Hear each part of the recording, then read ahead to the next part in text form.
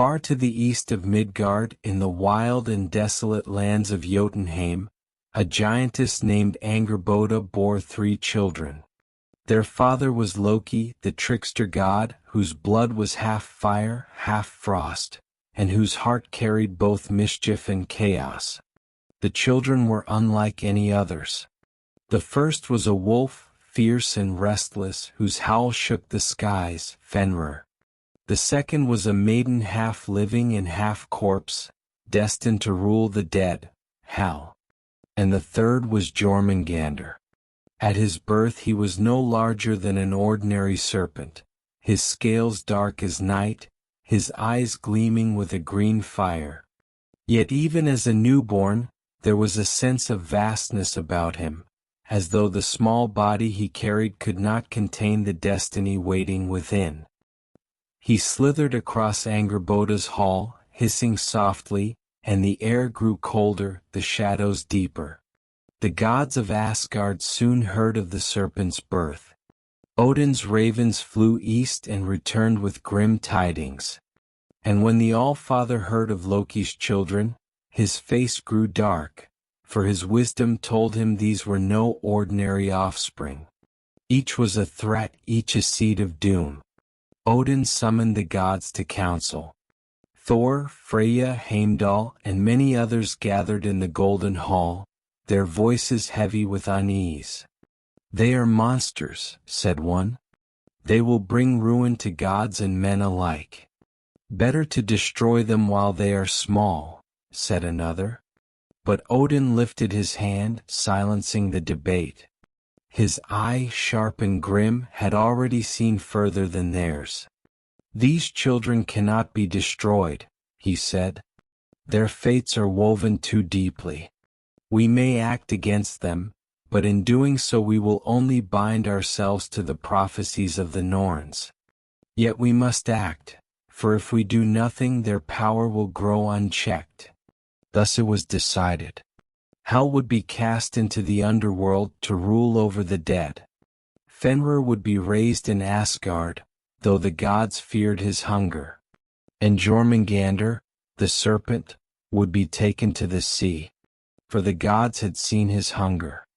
They had seen his body stretch and grow, scales shimmering, coils lengthening with each passing day. Already he devoured more than any serpent should, his body thickening, his hiss carrying across the fields. They feared what he might become on land, and so they cast him into the sea. One day Thor himself carried the serpent, small enough still to lift, though already heavy with strange strength. The gods carried him to the edge of Midgard, where the waves struck the shore, dark and endless.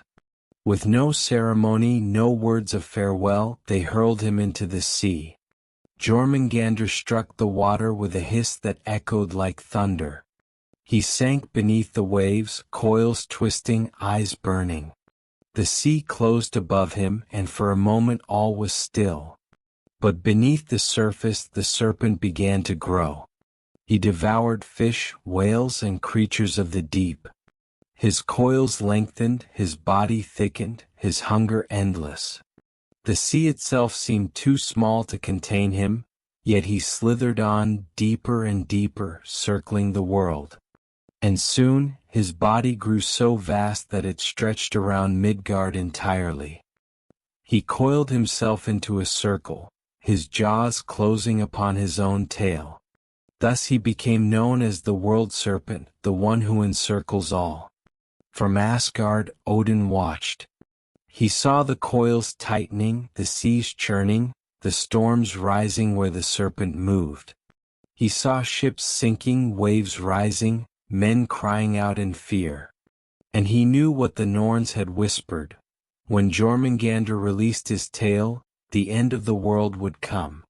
The serpent would rise from the sea, his body vast, his venom poisoning sky and earth. He would clash with Thor, the Thunderer, and though Thor would strike him down, he would fall himself, slain by the serpent's venom. This was the destiny woven into Jormungandr from the moment of his birth. This was the shadow that stretched across gods and men alike. The serpent had been cast away, but he had not been destroyed. He waited in the deep. He grew in silence. And one day he would rise. The sea was never the same after Jormungandr sank beneath its waves. At first, sailors spoke of strange ripples, great disturbances where no wind stirred. Then came storms without warning, waves towering as if driven by some vast body moving beneath them. Fish fled from certain waters, and whales beached themselves upon shores, as though escaping something in the deep. The serpent grew unseen yet felt. His hunger knew no limit. He swallowed fish, whales, and creatures so large that mortals thought them legends. And still he grew. Soon his body circled the world entire. His coils pressed against the shores of Midgard, his scales scraping rock, his weight shifting the tides. His jaws closed upon his own tail, and in that endless circle he lay, silent, waiting. The seas that once brought trade and travel now brought fear. Every sailor knew the truth. Beneath them slept the World Serpent. In Midgard, stories of the serpent spread like fire. Fishermen whispered that when waves rose without warning, it was Jörmungandr shifting his coils. Kings trembled when storms sank their fleets, knowing no offering could appease the beast. Mothers warned their children never to stray too close to the sea, lest the serpent's breath draw them into the depths. Skalds sang that he was no mere beast, but the circle of the world itself, holding Midgard in his coils. If he ever loosened his grip, the seas would flood the land, the earth would crack, and the sky would darken. Thus men feared him not only as a monster, but as a boundary, a wall of scales that both imprisoned and protected them. Yet among the gods, one looked upon the sea with more hunger than fear. Thor the Thunderer had long despised the serpent. His hatred burned like lightning, his eyes flashed with storm when he spoke of Jormungandr. This beast, he said, cowers in the deep. Let me face him now before his venom spreads across the world. But Odin forbade it. The Norns have spoken. You will meet him, Thor, but not yet. The end is written, and it is not for us to hasten. Still, Thor's wrath was not easily cooled. And so, when the chance came, he took it. One day, Thor disguised himself as a mortal and went to sea with the giant Hymir. The giant brought a boat and lines, his hands rough from years of fishing. Thor, in his disguise, seemed but another man, though his strength could split mountains. They rowed far from shore, the sea restless beneath them. Hymir cast his line and caught whales, great creatures thrashing against his strength. But Thor wanted more. He took a line of his own, thicker than any mortal's, and baited it with the head of an ox. The blood dripped into the waves, spreading wide, dark and heavy. For a long moment the sea was still. Then the water shifted. A shadow vast as mountains rose beneath the boat. The line pulled taut, straining, cracking the wood. Jormungandr had taken the bait. The serpent's head broke the surface, scales gleaming like iron, eyes glowing green fire, jaws vast enough to swallow the sky. He rose higher, higher, water pouring from his body in waterfalls, the sea itself falling away from him. Thor braced himself, muscles straining, lightning flickering in his eyes.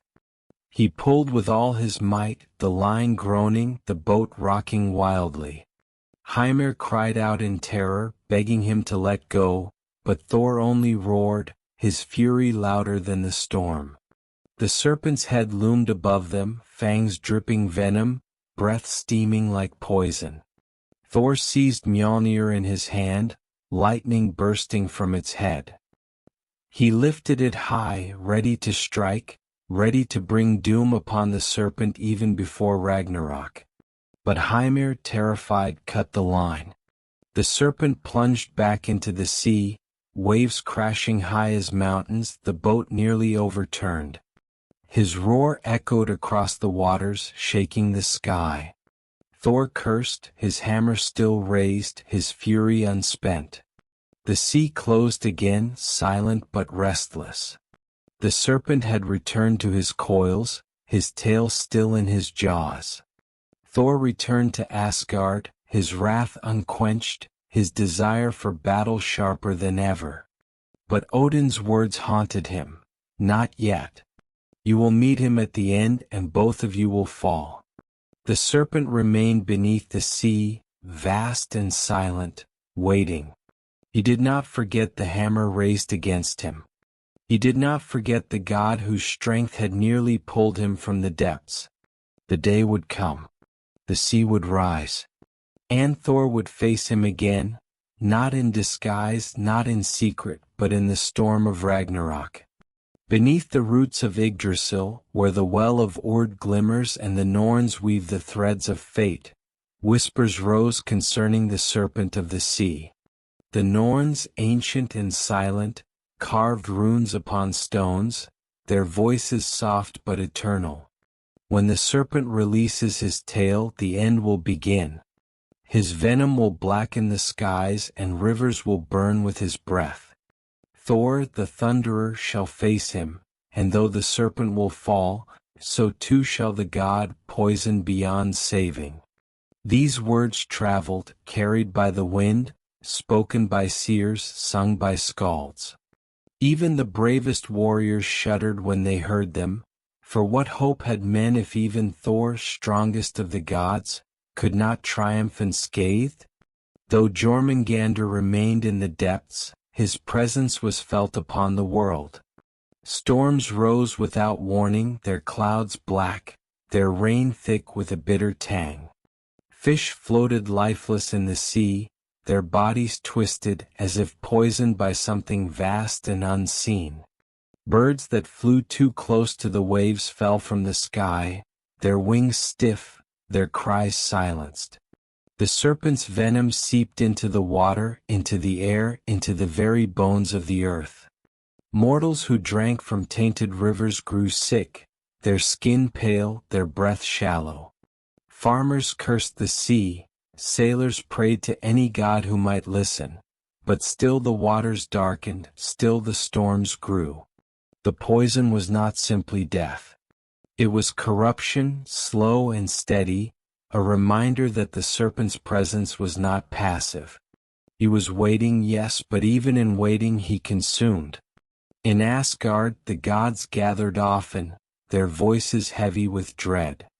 Thor spoke with fire, "Let me face him now." Each day his venom spreads further. Each day the seas grow darker. Why do we wait? Odin, grim and silent, shook his head. You will face him, Thor. But not by choice. Not now. Not yet. Your fates are bound, and the Norns have woven your deaths together. Freya whispered that she felt the serpent in her dreams, his coils tightening around Midgard, his breath blackening the air. Heimdall, ever watchful, swore he heard his heart beating in the waves, slow and vast, echoing beneath the silence. And Tyr, one-armed, looked to the horizon and muttered, "If Fenrir waits with hunger, then this one waits with patience. Both are doom, only different in shape." The gods armed themselves, but in their hearts they knew. No weapon forged, no spell spoken, no prayer uttered would turn fate aside. Thor himself grew restless. His wrath had no outlet, his storms no target. He longed for battle, for the serpent's fall, for the clash that would shake sea and sky. Yet he knew, though he did not admit it aloud, that his own death awaited in that clash. Often he stood at the shores of Midgard, staring into the waves, lightning sparking from his hammer, storms gathering above him. He swore he saw the serpent's shadow shifting beneath the water, a vast coil gleaming and eye-opening watching. Sometimes in the stillness of night, he thought he heard a hiss across the waves, a sound vast and low, like laughter echoing from the deep. And he clenched Mjolnir tighter, his fury growing, his certainty sharpening. He and the serpent were bound. One could not live while the other did. And both would die in the same hour. As Jormungandr circled Midgard, biting his tail, the gods and men alike began to see him not merely as a beast, but as the very boundary of their world. His coils pressed against the limits of the sea, holding the waters in place. His breath stirred the tides, his movements raised storms, his silence was the calm before tempests. Mortals said, "He is the wall between us and the void. If he ever lets go, the sea will drown us all." The serpent is not only danger, he is the line between order and chaos. Thus Jormungandr became both guardian and threat, both prison and doom. He was the horizon itself, the edge where the known world ended and the unknown began. But the sea was no true prison. The gods had cast him there believing the waters would contain him, yet the waters only fed him. He grew vast, unmeasured, his body heavy with venom, his scales thicker than mountains. The oceans themselves bent to his presence. Currents shifted, storms gathered without warning, tides obeyed his breath. Sailors who dared speak his name at sea were swallowed by sudden waves. Coastal villages prayed not only for calm winds, but for the serpent to keep his jaws closed. Some mortals even worshipped him, leaving offerings at the shore, meat, gold, even blood. They believed the serpent held Midgard safe by his circle, and that one day when he released his tail, their deaths would be quick. Far away, Fenrir strained against his chains, his hunger growing. In his silence he dreamed of his brother beneath the sea. Both were bound. Both were feared. Both were promises of doom. The wolf howled at the sky, the serpent hissed in the depths. Their voices never met, yet the 9 realms trembled with both. Mortals spoke of them together. One on land, one in sea, one devouring the father of all, the other poisoning the thunderer. Together they were the jaws of Ragnarok, one swallowing above, the other beneath. The Norns' whispers grew darker. When the wolf howls thrice, the serpent will stir. When the serpent releases his tail, the wolf will break his chain. When wolf and serpent rise, the world tree will tremble, and the fire of Muspelheim will consume all. The gods grew restless. They had bound Fenrir, cast Hel away, thrown Jörmungandr into the sea, yet in every action they had only strengthened fate. Each child of Loki remained, each growing in silence, each waiting for the hour of doom. And so Jormungandr lay coiled, his jaws upon his tail, his eyes glowing beneath the sea. Years passed. Centuries. Mortals lived and died upon the shores, their lives brief as sparks compared to the endless waiting of the serpent. Yet still he waited. Not sleeping, not dreaming, but listening. Each storm was his whisper. Each wave was his breath. Each quake of the sea floor was the flex of his coils. And he knew, as surely as Fenrir knew, that his hour would come. Not by his choice. Not by the gods. But by destiny itself. The sea was silent. The serpent was patient. And the end was near. In Midgard, sailors carried tales of the serpent wherever the sea reached. They told of nights when the water boiled with unseen movement, when shadows vast as mountains passed beneath their ships, and when a single green eye opened below, glowing like fire in the depths. Some swore they had heard his hiss rise from the waves, a sound deeper than thunder, colder than storm. Others told of storms that seemed to follow them for weeks, until their ships cracked and their men were swallowed by the sea. Skalds turn these tales into song. In long halls by firelight, men listen to verses of the world serpent circling the earth, his tail clenched in his jaws, his hunger endless. Each verse ended with the same warning: one day he will rise and all shall drown. Thor the Thunderer carried those songs in his heart. He did not laugh when men sang of Jormungandr, nor did he dismiss their fear. He clenched Mjolnir tighter, storms flickering in his eyes, for he knew the truth of their words. He often stood at the cliffs of Midgard, gazing into the sea.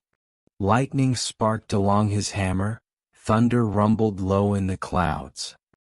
He longed to strike, to end the serpent before his venom could spread further.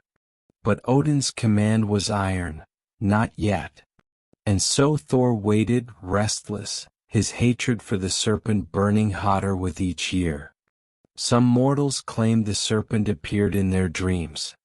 They saw vast coils beneath black waters, eyes glowing in darkness, fangs dripping with poison. In their visions the sea rose, swallowing ships, cities, kingdoms. And always at the center, the serpent's body circled the world, endless and unbroken.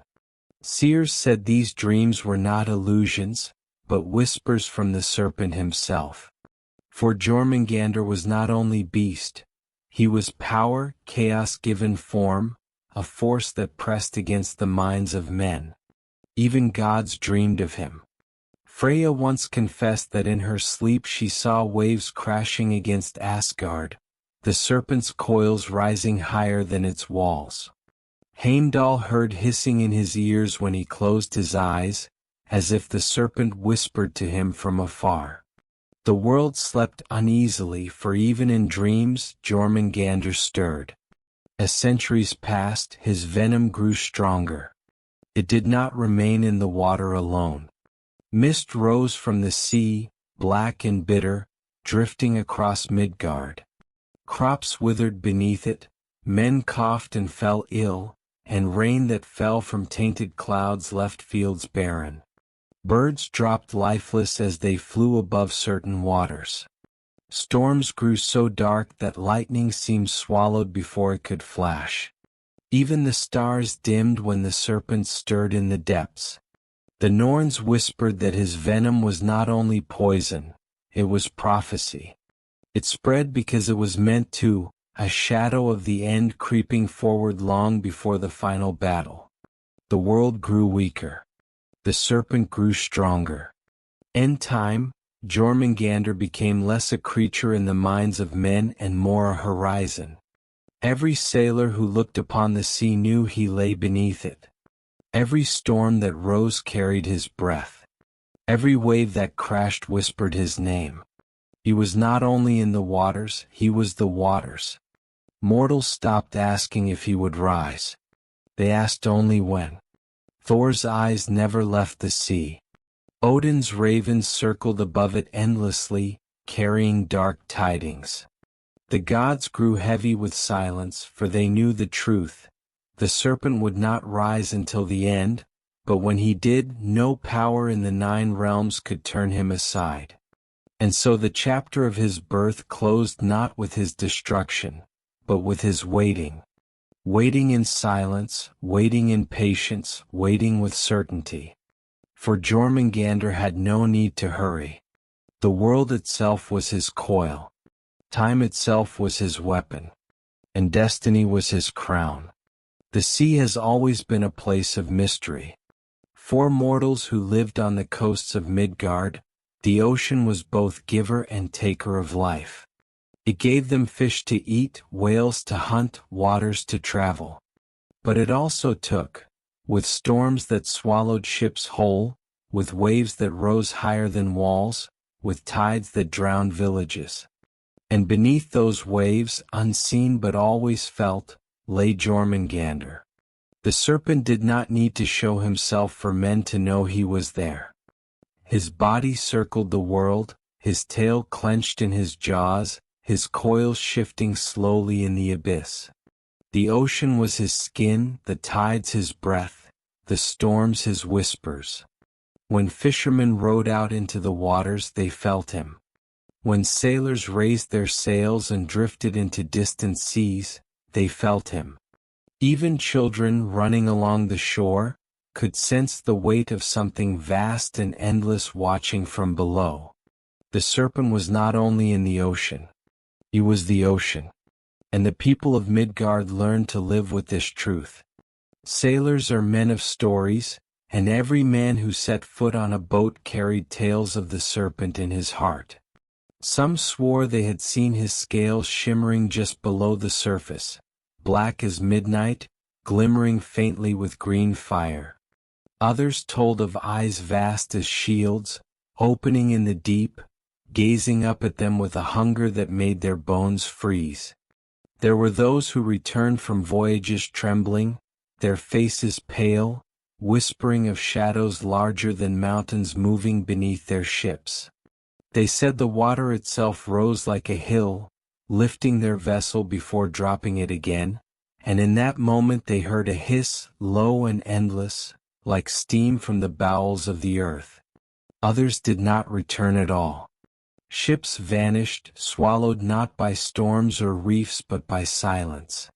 Families waited on the shore, watching the horizon for sails that never reappeared. And when wreckage drifted back, planks split, sails torn, the people spoke in hushed voices, "The serpent has taken them." No sailor doubted it. The sea belonged not to men nor even to gods. It belonged to Jörmungandr. Fear breeds ritual. Along every coast of Midgard, men and women offered prayers to the sea, hoping to appease the serpent beneath it. Fishermen cast the first catch of the day back into the waters, whispering, "Take this gift, great serpent, and spare us." Mothers poured milk upon the waves before their sons left on voyages, asking for safe return. Kings sacrificed oxen on the beaches, blood spilling into the tide, the red foam curling in the surf. Some tribes went further still. In the far north, where the night stretched long and the auroras shimmered above the sea, there were whispers of darker offerings. Prisoners were bound and left upon rafts, set adrift into the open waters. Their cries faded into the horizon, and the villagers returned home in silence, believing that Jormungandr would take them in place of their own. The sea became a temple and fear became worship. Not all rituals were blood and sacrifice. Some were song. Around fire pits, skalds told tales of Jörmungandr, their voices rising and falling like waves. They sang of his body circling the earth, of his eyes glowing in the dark, of his fangs dripping venom. Children listened wide-eyed, their imaginations painting the serpent in the night sky. Warriors leaned forward, their hands tightening on their cups, shivering at the thought of such a foe. And in some villages, women sang to the sea itself. Soft, slow chants, their voices weaving with the sound of waves.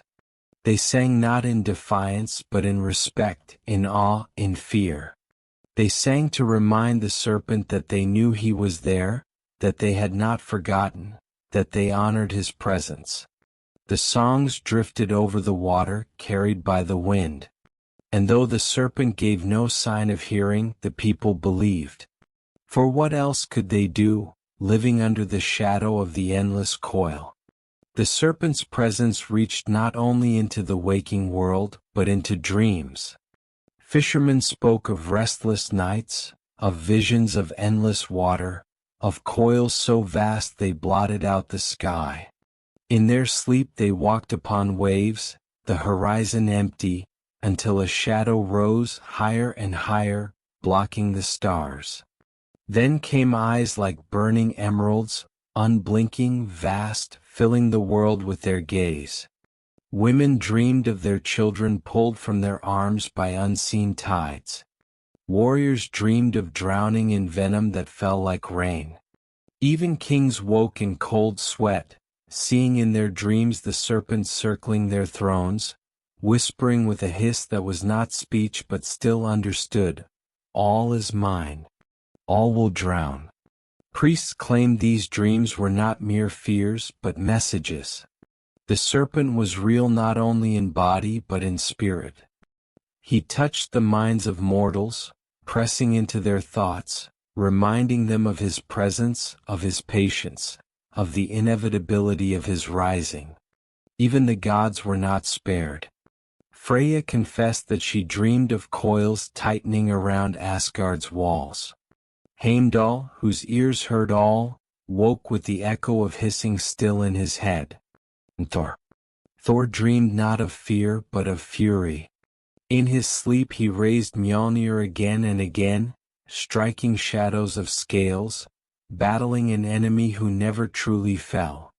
Dreams became prophecy, and prophecy became certainty. For mortals the sea was no longer only sea. It was horizon. It was boundary. It was serpent. When men stood upon cliffs and watched the waves roll, they did not see mere water. They saw a vast body shifting beneath, a presence pressing against the surface, a weight holding the world in place. Children asked their fathers, "Where does the sea end?" And the fathers answered, "It does not. It circles us as the serpent circles us." Old men pointed to storms on the horizon and muttered, "He stirs." Every wave, every tide, every storm was him. Jormungandr was no longer a monster in stories. He was the world itself, its edge, its limit, its shadow. And though he lay silent, though he held his tail between his jaws, all knew that silence would not last. One day the serpent would let go. One day the coil would unravel. One day the sea would rise and Midgard would drown. And on that day Thor would face him. Thor was a god of storms, and storms were the serpent's breath. Whenever the skies darkened and lightning split the heavens, Thor's rage awoke. Yet when the sea below roared with waves, he thought not only of storms but of his enemy.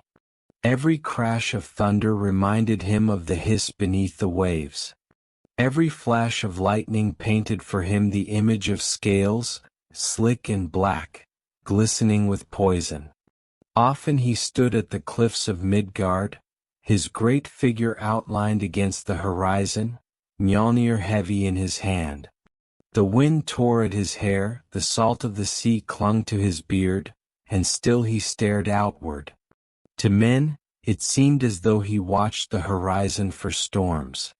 But in truth he stared downward, past the waves, toward the shadow that lay beneath them. "Come forth," he whispered into the wind. "Rise, serpent.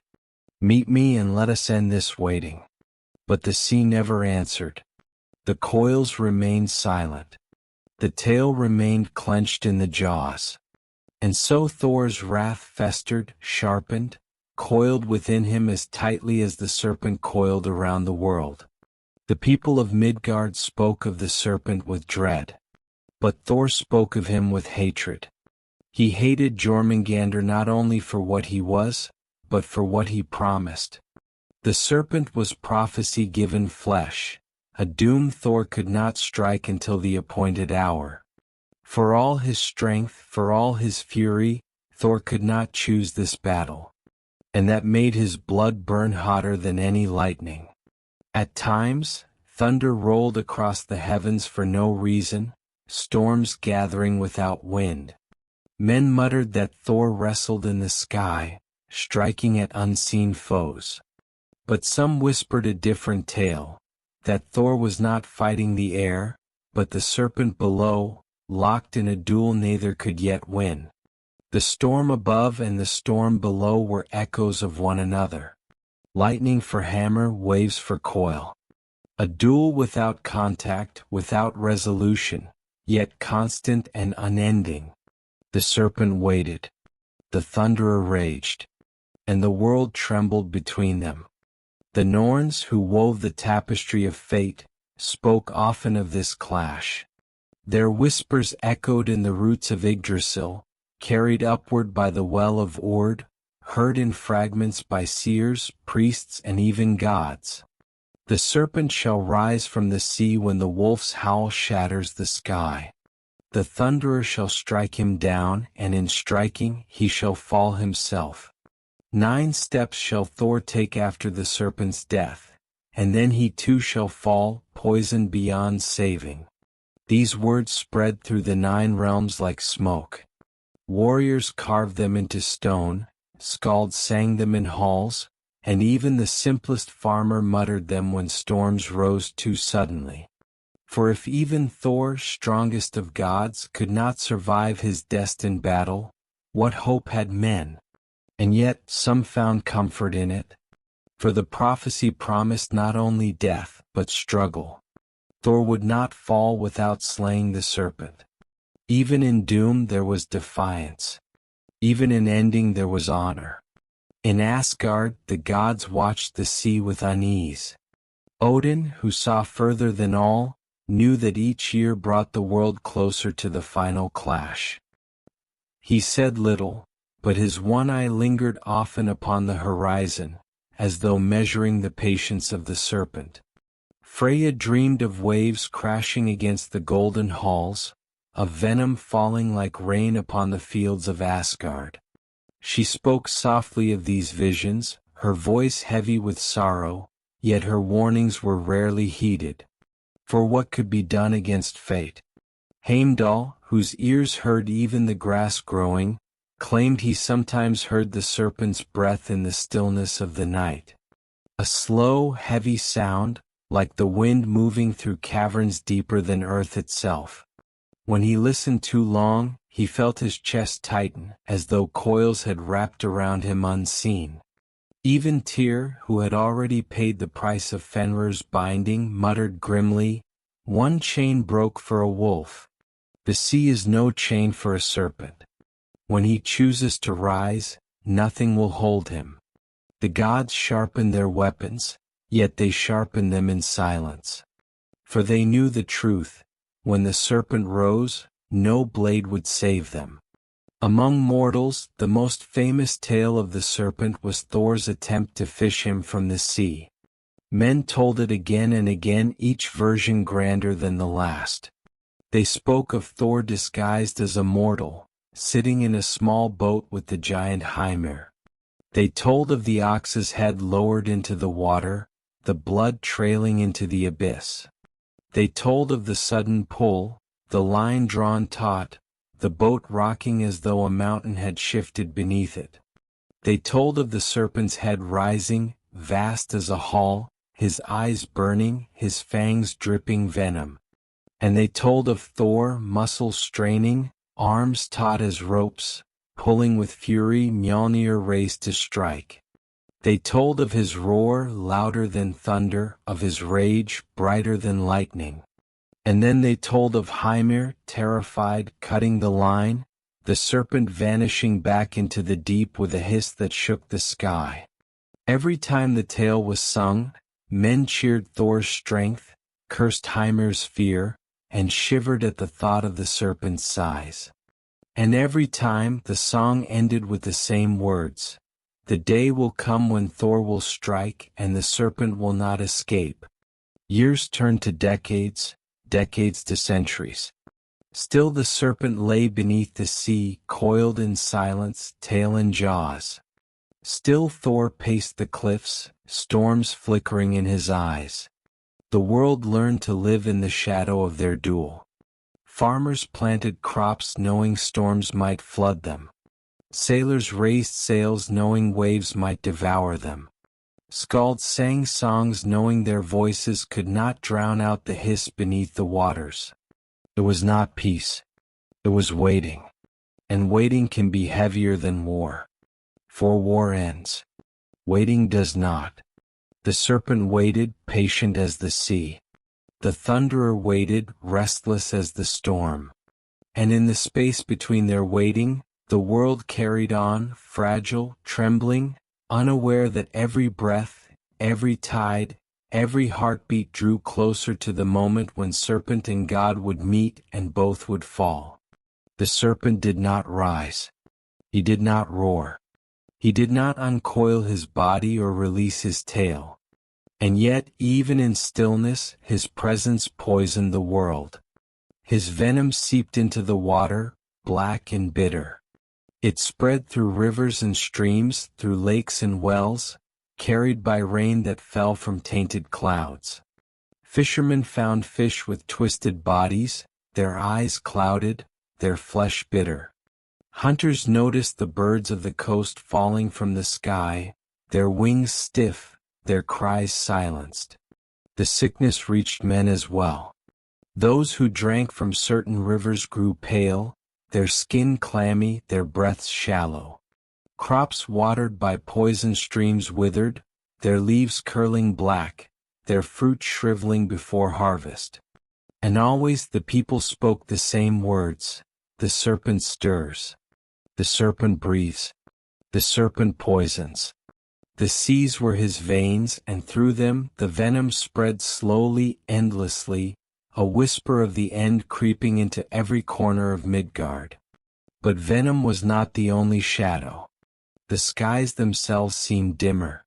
Clouds lingered longer, sunlight weakened, snow fell earlier than it should.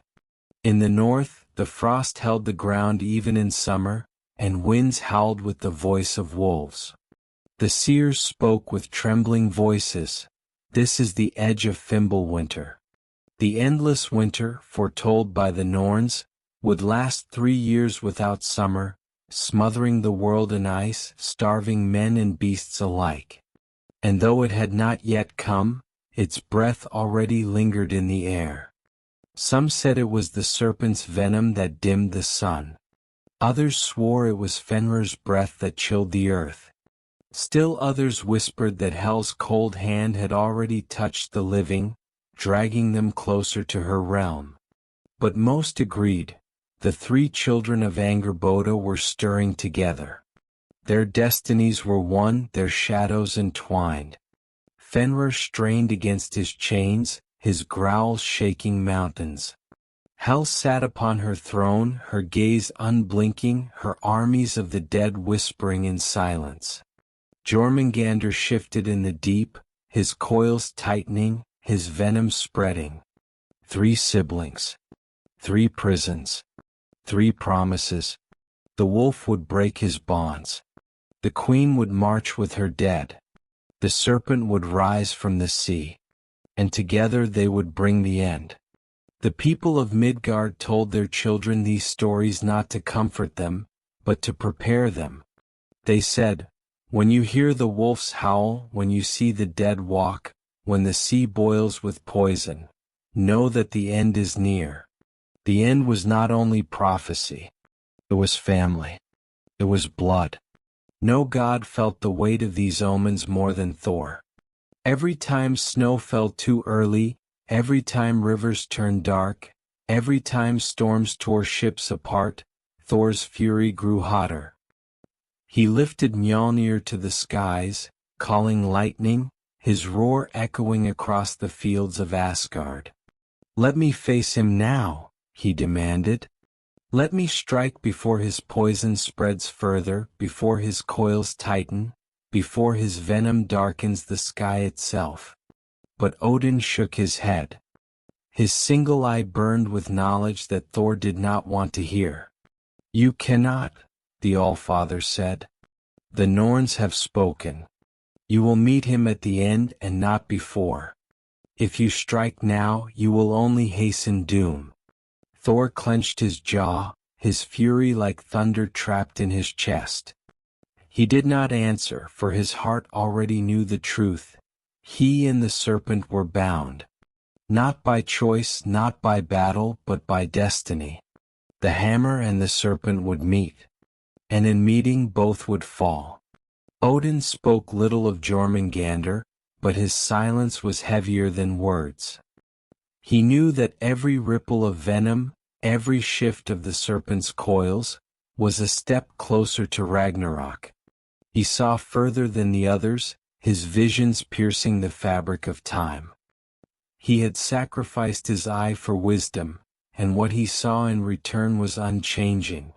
The wolf devouring him, the serpent killing his son, the fire of Surtur burning all. And yet Odin prepared. He sent Valkyries to gather warriors for Valhalla, filling its halls with the dead, sharpening them with battle, readying them for the war that could not be won. He whispered runes upon his spear, spoke secret charms, walked the borders of fate searching for loopholes that did not exist. Still he knew, no spell, no army, no wisdom would change what the Norns had woven. The serpent would rise, the thunderer would fall, and the world would burn. And so Jörmungandr waited. His coils pressed tighter around Midgard, his body endless, his strength patient. His eyes glowed in the dark, unblinking, fixed upon the shorelines where men built fires and told stories about him. His jaws clenched his tail, yet hunger coiled within him as vast as the ocean itself. He was still. But his stillness was not peace. It was promise. Every storm was his whisper. Every poisoned fish was his breath. Every dimming of the sun was his shadow. And the world lived beneath his waiting, trembling, fragile, unable to look away. For all knew, the serpent's silence was not forever. Mortals have always looked upward for meaning. The stars above Midgard were their map, their calendar, their guide across oceans. Yet even the heavens did not escape the serpent's shadow.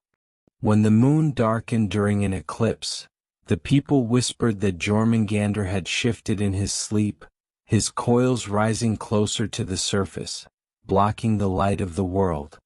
When the sun dimmed behind clouds too thick and too sudden, men said the serpent's venom had risen into the sky, blackening its fire. Storms that began without warning were not storms at all in their minds, but the serpent twisting in the deep. If the waves rose high enough to blot out the horizon, mothers clutched their children and cried, "The serpent rises, the serpent rises." And though the skies eventually cleared, though the stars returned, the fear remained. For every eclipse, every sudden storm, every strange shadow upon the waters reminded them that the serpent was not myth, but presence. A presence that waited. The land itself seemed uneasy. At times the tides did not follow their usual rhythm. The waters surged higher, flooding villages, dragging boats inland, leaving fish gasping on rooftops. Then, without warning, the sea retreated so far that men could walk across its floor, finding strange shells and bones never seen before. Some claimed these were not mere tides but the serpent's breathing, a slow inhalation drawing the sea back, followed by an exhalation that drowned the shore.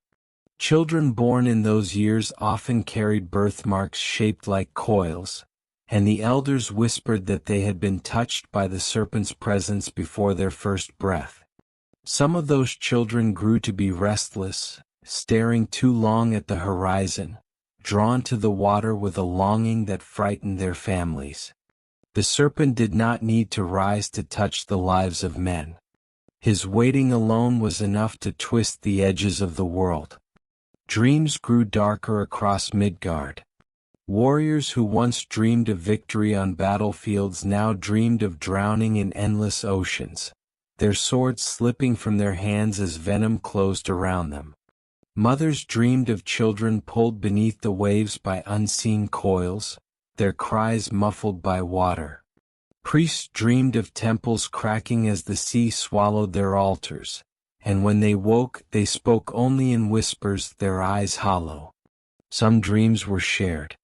Entire villages reported waking on the same night from visions of the serpent's eyes glowing in the deep, vast and unblinking, filling the horizon of their sleep. The skalds began to say that Jörmungandr's spirit reached into the minds of men, coiling around their thoughts as tightly as his body coiled around Midgard. He did not strike. He did not need to. He reminded them again and again that he was there, waiting, watching, hungering. The songs of men grew darker too. Where once they sang of the serpent as a distant terror, they now sang of him as an approaching doom. The verses stretched longer, the rhythms slower, like the rolling of waves. Drums beat deep, echoing the sound of coils striking the sea. Children learned lullabies that spoke not of comfort but of warning. Sleep, child, sleep, for the serpent coils the world. Do not wander to the shore lest the serpent see you. Close your eyes before the tide, for the serpent waits in silence. Warriors sang not of victory but of defiance. They raised cups in halls and roared, "If I drown, let me drown with a sword in my hand facing the serpent's gaze." And priests wove hymns where Jörmungandr was not only monster, but judge, the one who measured the hubris of men, who circled the world not only to contain it, but to decide when it should end. The songs were not just memory. They were prophecy. In Asgard, Thor heard these songs and grew restless. Do they think him their master?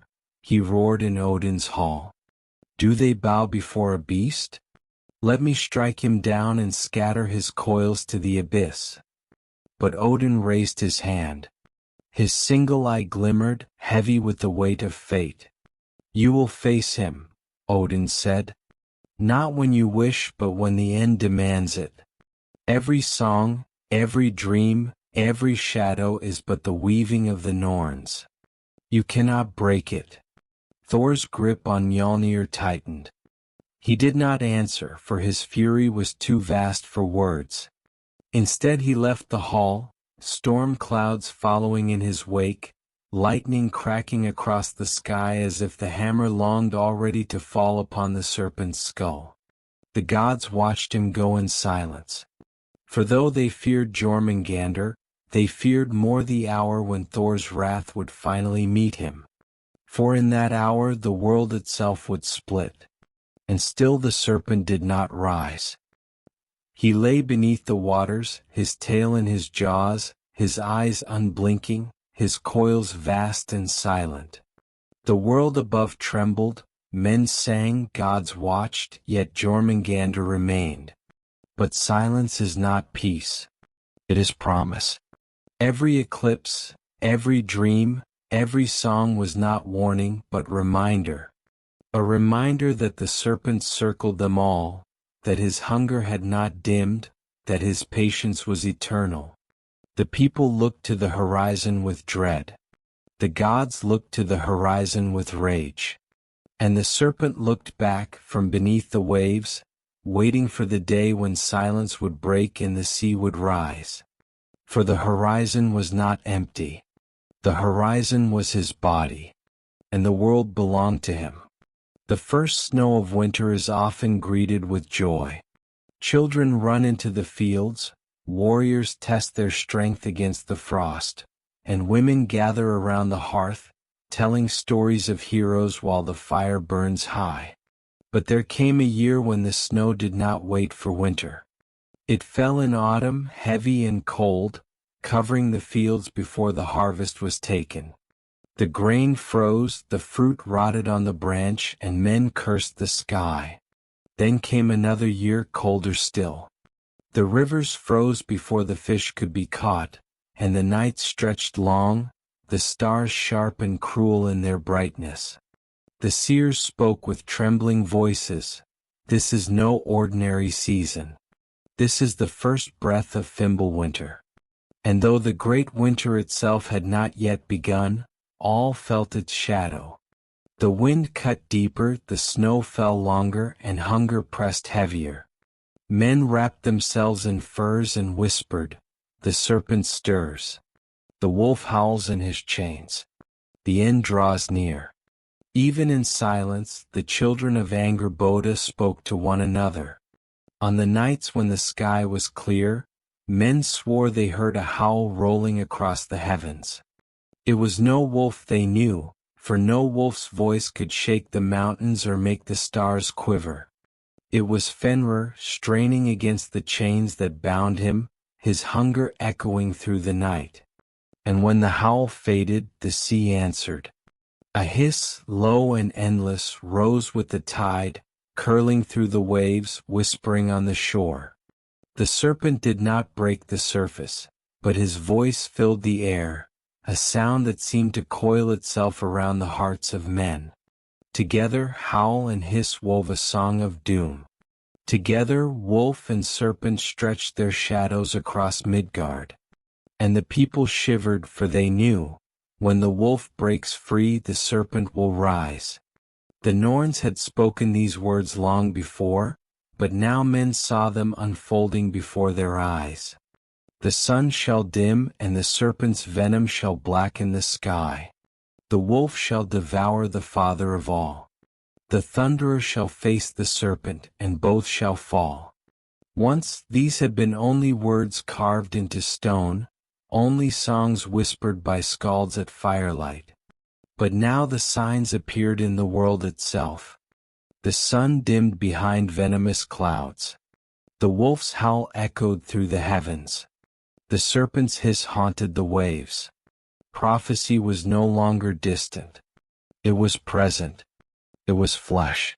For the people of Midgard, life became waiting. They planted crops though frost killed them. They raised ships though storms sank them. They hunted though the beasts of the forest fled deeper into the snow. Children asked their mothers, "When will the serpent rise? When will the wolf break his chains?" And mothers answered with the same weary words, "When the gods themselves fall. When Thor meets the serpent and the sky splits." Fathers told their sons to sharpen their swords, though they knew no mortal steel could wound the serpent's scales. Kings gathered warriors, though they knew no army could stand against coils that circled the world. Fear became ritual. Life became preparation. Every hearth fire was lit against the serpent's shadow. Every prayer was whispered against the wolf's howl. But deep within all knew the truth. No fire, no prayer, no sword could turn fate aside. In Asgard, the gods spoke little of the signs, for what words could they offer that would not reveal their own dread? Thor stormed through the halls, Mjolnir flashing in his grip, demanding to face the serpent before the venom spread further. Yet Odin forbade him, his one eye glimmering with sorrow, for he knew that striking early would only hasten the doom already woven. Freya gazed into her mirrors of gold and saw visions of frost spreading across the fields, of dead warriors marching in hell's shadow, of waves crashing against Asgard's gates. She spoke softly, but few listened. Heimdall stood watch on the Bifrost, his hand upon the Gjallarhorn, his ears tuned to every sound. And in the silence of night, he swore he heard both howl and hiss, wolf and serpent, calling to each other across the realms. The gods sharpened their weapons, but in their hearts they knew. These were not omens to avert. They were the ticking of a clock, the weaving of a thread, the deep breath before the final roar. And beneath it all, Jörmungandr remained coiled. The sea froze at its edges, ice forming thick and sharp, but beneath, the serpent shifted. His eyes glowed in the dark, patient, unblinking. His coils pressed tighter against the earth, his tail still gripped in his jaws. He waited. His venom seeped into the skies, dimming the sun. His breath stirred the tides, pulling them high then low. His silence pressed against the hearts of men, against the halls of gods, against the roots of Yggdrasil itself. The serpent did not need to move. The world moved for him. And all knew, when his jaws opened, the end would open with them. The nights of Midgard grew heavy. The air itself seemed thicker, as though the darkness pressed upon the chest of every sleeper. Fires burned low, but their warmth felt frail against the chill that seeped in from the sea. Men closed their eyes hoping for rest, but rest fled from them. Dreams came instead, dark and endless, dreams that seemed less like imagination and more like visitations. And always in those dreams the serpent waited. Some dreamed of walking across a shore where no horizon lay, only water stretching forever, and in that water, a coil vast enough to circle the world. Some dreamed of eyes glowing deep beneath black waves, unblinking, so vast that the stars themselves looked pale beside them. Others dreamed of drowning, the taste of salt and venom on their tongues, their arms flailing as coils dragged them deeper, deeper into silence. The people woke gasping, their hearts racing, their bodies slick with sweat. But the worst was not the fear. The worst was recognition. They knew the serpent they dreamed of was real. In some villages, entire households reported the same dream on the same night. Families woke together, crying out in unison, describing the same vision.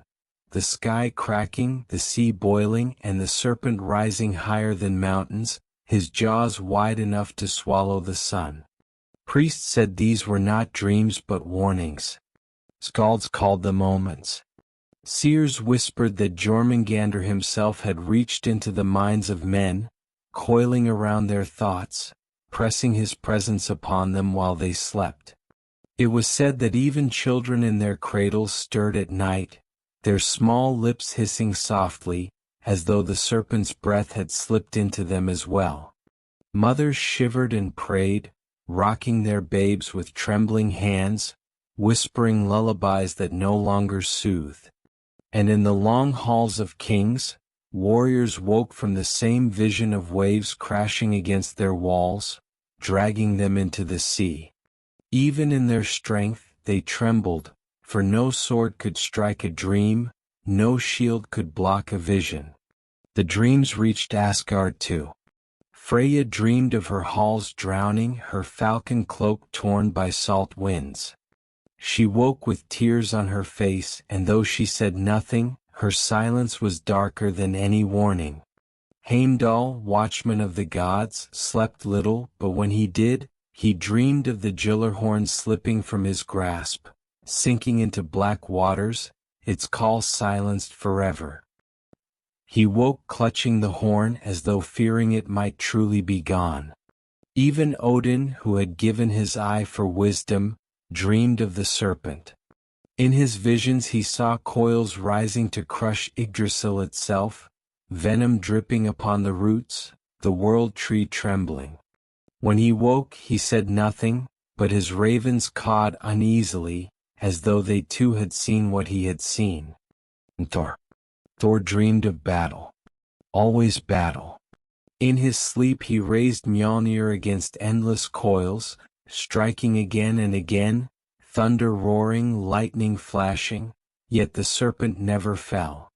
Each time Thor woke, his hands ached as though they had truly clenched the hammer, his chest heaved as though he had truly roared.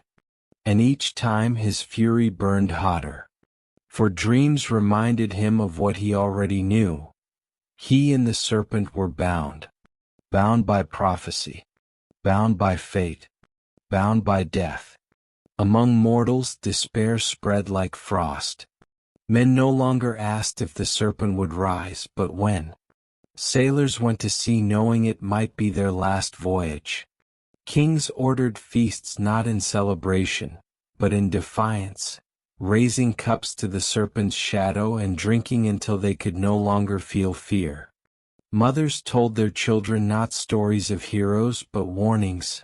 Do not forget, the sea waits. The serpent watches. One day he will rise. Some sought to appease him. Offerings of gold and blood were cast into the waters. In the north, whole herds of animals were driven into the sea, their cries fading as the waves closed over them. In darker whispers, it was said that some offered men as well, slaves, prisoners, even their own kin. But no offering changed the tides. No sacrifice stilled the hiss in their dreams. The serpent could not be appeased. He could only be awaited. Seers began to speak openly. We no longer live in peace. We live in the dawn of doom. The skies dimmed, the winters stretched, the dreams grew darker, the omens heavier. The wolf howled, the dead stirred, the serpent hissed. All threads wove into one. Fimbulwinter loomed, and beyond it, Ragnarok. But men still lived, though they lived in dread. They still lit fires, though the shadows grew longer. They still sang songs, though their voices trembled. For what else could they do? Life continues even when it walks toward death. And so they endured. Endured beneath the serpent's shadow, endured beneath the weight of prophecy, endured beneath the dreams of drowning. But deep within all knew the truth. The serpent was waiting. The wolf was waiting. And the end waited with them. A monster that hides in forests may be feared by hunters. A beast that stalks mountains may be feared by travelers. But a serpent that coils beneath the sea, circling the entire world, he is feared by all. Jörmungandr was not a creature men could flee from. He was horizon itself. Wherever one looked, he was there. Wherever men walked, his coils stretched beneath their feet. And so the lives of mortals bent beneath his shadow. Not a single law was written, not a single tale told, not a single harvest gathered without the thought, the serpent waits. The serpent watches. The serpent will rise. The world no longer belonged to men. It belonged to the serpent who encircled it. Kings passed laws shaped by the sea. In the West, fishermen were forbidden to cast nets too far, for it was said that tugging too deeply might stir the serpent's scales. In the North, it was outlawed to build ships larger than a certain size, lest their weight anger the waves and call forth coils from below. Tributes were demanded not for kings alone, but for the serpent. Once a year, whole villages gathered at the shore, bringing food, gold, livestock, and blood to cast into the sea. They said it was not sacrifice but tribute, a rent paid to the true master of the world. Even justice was touched by his shadow. Criminals in some lands were bound and set adrift in boats without oars. If they lived, men said the serpent had spared them. If they drowned, men said the serpent had judged them guilty. Thus fear became law, and law became worship. The skalds too changed their songs. Once they sang of heroes, of swords flashing in sunlight, of battles won against giants and trolls. But as years passed, their verses grew darker. The serpent appeared in every tale, his shadow creeping into even the brightest victories. They sang of storms that sank fleets, of waves that swallowed kings, of horizons that glowed green with the serpent's gaze. And always their songs ended with the same refrain. He waits. He coils. He rises. Some skalds sang not in fear but in defiance. They pounded their drums and roared, "Let me meet him with steel in hand. Let me drown with my sword-biting scales." Such songs stirred warriors, who drank deep and swore oaths to face the serpent if he ever rose. But in their silence, when the cups were empty and the fires low, even those warriors shivered. For bravado fades, but the serpent waits. Fear breeds division as much as unity. Some tribes argued that only great sacrifice could appease the serpent, and so they raided their neighbors to steal victims for the waves.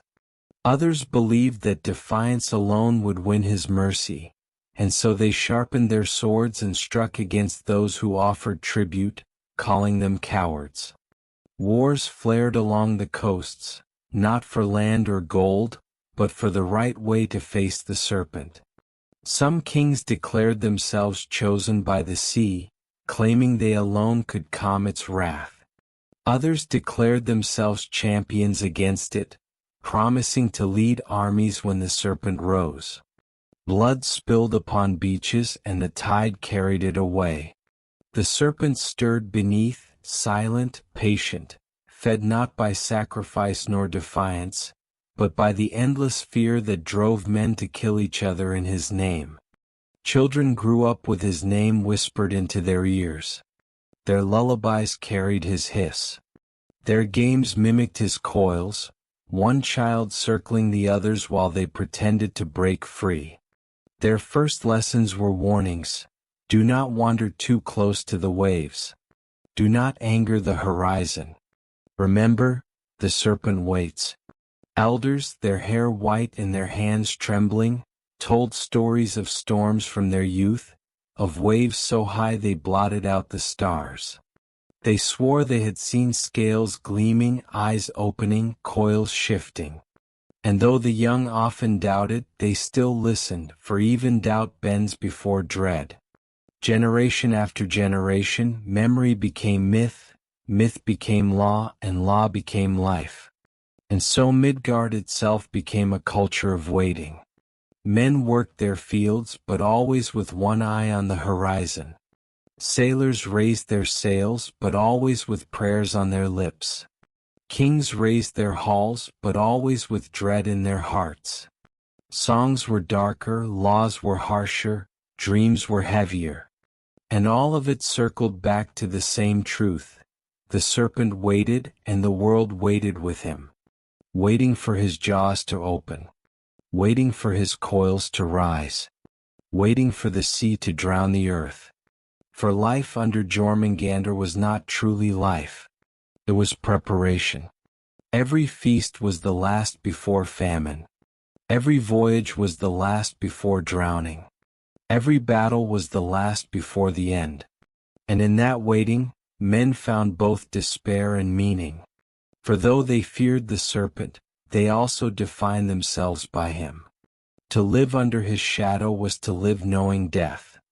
To live knowing death was to live fiercely, proudly, desperately. The serpent circled them all. But within his circle, men burned bright. There are silences that soothe. The silence of a meadow at dusk. The silence of snow falling gently on the earth. The silence of a child asleep beside the fire. But the silence of the serpent is not soothing. It is not peace. It is pressure. It is weight. It is the silence of a presence so vast that it does not need to roar, so patient that it does not need to strike, so certain that it does not need to move. For Jörmungandr, coiled beneath the sea, biting his tail, does not rage or thrash or devour without end. He waits. He holds. He circles. And that silence is louder than thunder. Every sailor who sets his boat upon the waves feels it pressing against his chest. Every mother who hushes her child at night feels it in the stillness between breaths. Every god who stares at the horizon feels it lurking beneath the glitter of stars. It is not absence. It is presence without sound. The silence of the coil. The world itself is trapped within the serpent. Men speak of mountains, forests, rivers, cities, yet all lie within the circle of Jörmungandr's body. His coils press against the edges of Midgard, unseen but unyielding. His jaws close upon his tail, completing the ring, binding the world in a prison made of flesh and fate. Some priests whispered that this was why men could never escape beyond the sea. No matter how far ships sailed, they would always return, for the serpent's body held them. He was not only prison, he was horizon. He was limit. He was destiny given form. Others claimed that the serpent was the true guardian of Midgard. If he loosened his grip, if he opened his jaws, the seas would rush outward into chaos, and the world would shatter into the void. And so the silence of Jörmungandr was both terror and mercy. He held them in place. He held them alive. But he also held the certainty that one day he would let go. In Asgard even the gods felt the silence. Thor raged against it, his hammer restless in his grip. He longed for the roar, for the battle, for the serpent to rise. Silence to him was mockery, a beast taunting him by refusing to strike. Odin listened to it with dread, for he knew silence was not safety. It was the pause before prophecy, the breath before doom. He heard in it the ticking of fate's clock, each heartbeat of the serpent echoing in the weaving of the Norns. Freya closed her eyes against it, but she felt it still, a chill across her skin, a hush in her dreams. Heimdall, standing guard at the Bifrost, said he heard the silence more keenly than any sound, as though the serpent's stillness hummed in the air like a low note beneath all creation. And Hel, in her cold realm, smiled faintly when she felt it. For she knew her brother's silence was not absence. It was promise. Mortals too lived in that silence. They rose each day, they lit fires, they raised their children, they told their stories. Yet beneath every laughter, every feast, every harvest, lay the silence of the sea. They did not speak of it always, for what use was there in naming what all already knew? But when storms broke too suddenly they muttered it. When crops failed without reason they whispered it. When dreams grew too dark they cried it. The serpent waits. Every village, every hall, every hearth carried that silence, not in words, but in the weight upon their hearts. The silence was the true ruler of Midgard. And perhaps the silence stretched further still. Beneath the roots of Yggdrasil, the Norns felt it coil around their weaving. In Muspelheim, the fire giants heard it echo in the stillness before flame. In Jotunheim, the frost giants felt it pressing against the edges of their mountains. Even the dead in Hel's hall stirred uneasily, though they had no breath to lose. For Jormungandr did not wait only beneath Midgard. His circle touched all the 9 realms. His silence pressed against gods and men, giants and dwarves, fire and frost, life and death. It was the silence of inevitability. And so the chapter ends not with a roar, not with a strike, not with a battle. It ends with silence. The silence of coils unbroken. The silence of jaws unparted. The silence of eyes unblinking in the deep. It is the silence that reminds all who live, they are inside the serpent. They breathe within his circle. They dream within his patience. And one day when he chooses, the silence will break. And the roar that follows will be the last sound the world hears. Beneath the roots of Yggdrasil, where the great ash tree dips its branches into the well of Ord, sit the Norns, Ord, Verdandi, and Skuld. They are the keepers of fate, the weavers of what was, what is, and what is to come. Day and night they carve runes into the bark, water the roots with sacred streams, and whisper threads of destiny into the fabric of the cosmos. Their voices are not thunder, not storm, not roar. They are steady, quiet, and eternal. And one night their whispers grew heavier, darker. They spoke not of harvests, nor of kings, nor of small lives flickering like sparks. They spoke of the serpent in the sea. Urd, keeper of what has been, said, he was cast into the water, and there he grew. His coils circle the world. His venom seeps into its veins. Verdandi, keeper of what is, said, he lies silent, tail and jaws, yet even in silence he poisons the skies and chills the bones of men. Already the world shudders in his patience. And Skuld, keeper of what shall be, said, he will release his tail. He will rise. He will clash with the thunderer, and though his body shall fall, his venom will claim the god's life. 9 steps will Thor take after slaying him, and then he too shall collapse. And in that moment the heavens will break and fire will consume all. Thus the prophecy was spoken. Not new, not unexpected, but heavier, clearer, closer than ever before. The whispers of the Norns did not stay beneath Yggdrasil. They rose like mist, carried by the roots into the 9 realms, drifting like smoke into the minds of seers, poets, and gods. In Midgard, dreamers saw visions of Thor striding across waves, his hammer blazing, and the serpent rising higher than mountains, his jaws black with venom. Always the dream ended with both falling, the sea boiling around them. In Asgard, Odin felt the weight of the words in his bones. He had known it always, yet each telling was another nail in the coffin of hope. He spoke little, for his silence itself confirmed the truth. Skalds across Midgard began to sing new verses. Their voices were hushed, their tones slow, their words heavy. The Thunderer and the Serpent are bound. When one falls, so shall the other. And when both fall, so too shall the world. Men shivered when they heard it, for prophecy was no longer myth. It was a song sung in every hall, a story told in every village, a truth no man could escape. The halls of Asgard trembled not with laughter but with silence.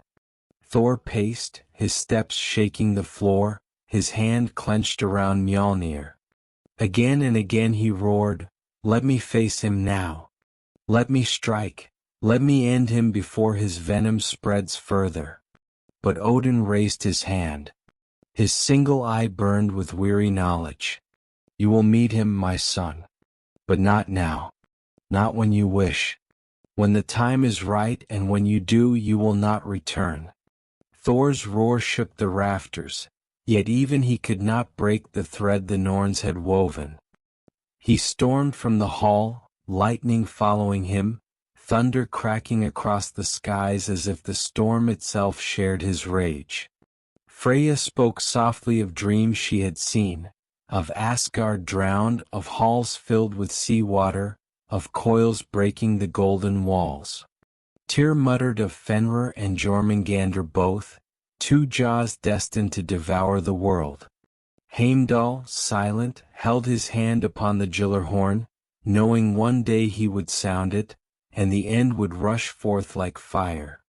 The gods did not speak of hope. They spoke only of readiness. In Midgard, the people lived beneath the shadow of prophecy. Farmers planted seed knowing frost might take it before harvest. Sailors raised their sails knowing storms might drag them to the depths. Mothers told their children, "The serpent waits, the thunderer watches, and when they meet, the world will end." Some took comfort, for the prophecy promised Thor would slay the serpent. Others found only despair, for it promised that Thor himself would fall. Kings carved the words of the Norns into stone, so that none could forget. Warriors sharpened their swords, though they knew no steel could bite the serpent's scales. Priests poured blood into the waves, whispering prayers not for victory but for mercy. The shadow of prophecy lay upon all, heavy as frost, endless as the sea. And what of Jormungandr himself? He lay coiled still, his jaws upon his tail, his eyes glowing in the abyss. He did not roar, he did not stir, he did not strike. Yet in his stillness lay a deeper truth. He did not need to act, for his destiny was already written. The world was his circle. The thunderer was his prey. And fate itself was his weapon. The silence of the serpent was not absence. It was certainty. And in that silence, all who lived, God, man and giant alike, knew that prophecy was no longer distant. It was present. It was alive. It was coiled around them all. The sun has always been the heart of Midgard, giver of light, warmth, and life. Yet there came days when its fire seemed frail, its glow weak, its warmth hollow. The people looked upward and muttered that the serpent's breath had risen from the sea, veiling the sky with venom. Eclipses, once rare wonders, came more often. Shadows swallowed the sun, and in those moments, silence spread across the land. Birds stilled, animals froze, and men bowed their heads, whispering, "The serpent has raised his head. The serpent has taken the light." Some claimed they saw scales shimmering faintly across the blackened sun, as though his coils had stretched into the heavens. Others swore they heard hissing in their ears, louder than the beating of their hearts, until the light returned. The sun no longer shone without suspicion. Each dawn was a gift, each dusk a warning. Nor was the moon spared. At night, when its silver glow touched the waves, strange shadows seemed to ripple across its face. Sailors swore that when the tide rose too high, the moon trembled as though caught in the serpent's coils. And when blood-red eclipses painted the night, men gathered in silence, clutching their children, their eyes fixed upon the sky. For they said the moon's blood was the serpent's venom dripping into the heavens, a sign that the final clash drew nearer. The moon, once a comfort to travelers and dreamers, became another reminder of doom. The sea itself betrayed its secrets. Tides no longer obeyed their ancient rhythm. They rose when they should have fallen, fell when they should have risen. Entire shorelines flooded without warning, dragging villages into the deep. Then just as suddenly the waters retreated, leaving ships stranded upon dry sand, their hulls creaking in the air. Men said it was the serpent shifting, tightening his coils, pressing his body against the earth. The sea was not water. It was scale. And when it moved, the world trembled. In the far north, hunters told of great cracks in the ice, vast enough to swallow whole herds of reindeer. They said they heard hissing from below, as though the serpent's breath had melted the frost itself. The ocean was no longer the boundary of life. It was the promise of its end. Storms too grew stranger. Clouds blacker than night gathered overhead, yet no wind blew. Rain fell heavy and bitter, leaving fields barren and streams sour. Lightning struck again and again, but thunder never followed, as though sound itself had been swallowed. Warriors lifted their shields, but no blade could cut the silence of such storms. Priests raised their hands in prayer, but their words fell flat, drowned beneath the hiss of unseen waves. And in the distance, always, men swore they saw a shape rising, not land, not cloud, but the curve of a coil, sinking again before their eyes could settle. The serpent was near, they said. Not rising, not yet, but stirring. These signs pressed heavily upon mortals. No feast was free of dread. No voyage was begun without trembling hands. No song was sung without the serpent's shadow upon its verses. Children grew up never knowing a world free of these omens. To them, prophecy was not future but present. The end was not a tale but the air they breathed. Some turned to worship, casting greater offerings into the sea, begging the serpent for mercy. Others turned to defiance, swearing oaths to fight, sharpening swords that would never pierce his scales. But most simply endured, living day to day beneath the weight of signs too vast to ignore. For what choice had they, trapped within the serpent's circle? The gods too felt the press of omens. Odin's ravens flew farther and farther, reporting darker tidings with each return. Storms too frequent, seas too wild, skies too dim. The All-Father listened in silence, his one eye heavy with knowledge. Freya wept for the mortals, whose dreams were filled with drowning. Heimdall stood sleepless upon the Bifrost, his hand never leaving the horn, his ears straining for the sound of coils breaking the waves. And Thor roared louder than the storms, his fury unbound. Every omen was to him not prophecy but provocation. Every eclipse was mockery. Every tide was a challenge. He stormed across Asgard, demanding to strike, to meet the serpent before the world drowned in waiting. But Odin forbade him again and again. Not yet. Not until the hour is written.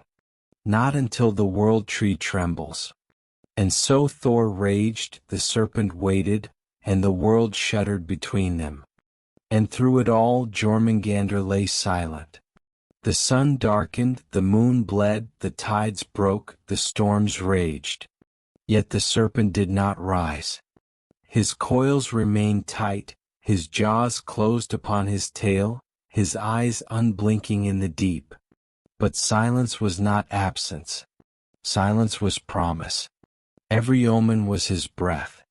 Every shadow was his scale. Every tremor was his coil pressing tighter. The heavens, the seas, the storms were not separate from him. They were his signs, his whispers, his warnings. And the people of Midgard, the gods of Asgard, the giants of Jotunheim, all felt it. They lived not in freedom but in prophecy. Not in life but in the pause before death. For the serpent was stirring. And the world stirred with him. In the iron woods of Jotunheim, where shadows linger and the air tastes of frost, Angrboda bore 3 children to Loki. 3 children whose very births were omens, whose very lives were threats, whose very names would shake the 9 realms. The wolf, the serpent, the queen of the dead. Fenrir, jaws vast enough to swallow the father of all. Jormungandr, coils vast enough to encircle the world. Hell, half flesh, half corpse, mistress of the realm beneath. The gods had feared them from the first breath. They cast them apart, chained them, banished them. But prophecy cannot be drowned or bound or exiled. It waits. It grows. It returns. And though the wolf howled in chains, though the queen ruled in silence, though the serpent circled in the sea, their blood was one, their fate was one. 3 siblings. 3 dooms. 1 end. In his chains Fenrir grew restless. The dwarves had forged Gleipnir from impossible things. The breath of fish, the sound of a cat's step, the beard of women, and it held him fast. Yet the wolf strained, his muscles swelling, his strength endless. His roar shook the mountains, his breath scorched the earth, his hunger devoured even the air. And in his rage, he dreamed of his brother beneath the sea. Though no chain could bind them together, the blood between them pulsed. Fenrir felt the serpent's stillness, his silence, his patience. He howled at the sky, and in his howl was a call, not of words but of kinship. And though Jörmungandr did not rise, the sea hissed in answer. Wolf and serpent. Land and sea. 2 jaws waiting to close upon the world. Far below, Hell sat upon her throne of shadows. Her hall was vast and cold, its walls hung with the breath of the dead. Her face was half beauty, half decay, her eyes unblinking, her hands folded upon her lap. She ruled not with roar or hiss, but with silence. The silence of inevitability, the silence of death. And in that silence she too felt her brothers. She felt the wolf's howl echo through the chains. She felt the serpent's hiss rise from the waves. And she knew that when one rose, all would rise. For what is death without hunger? What is hunger without poison? What is poison without silence? Together they were the full circle of ending, jaws, coils, and cold.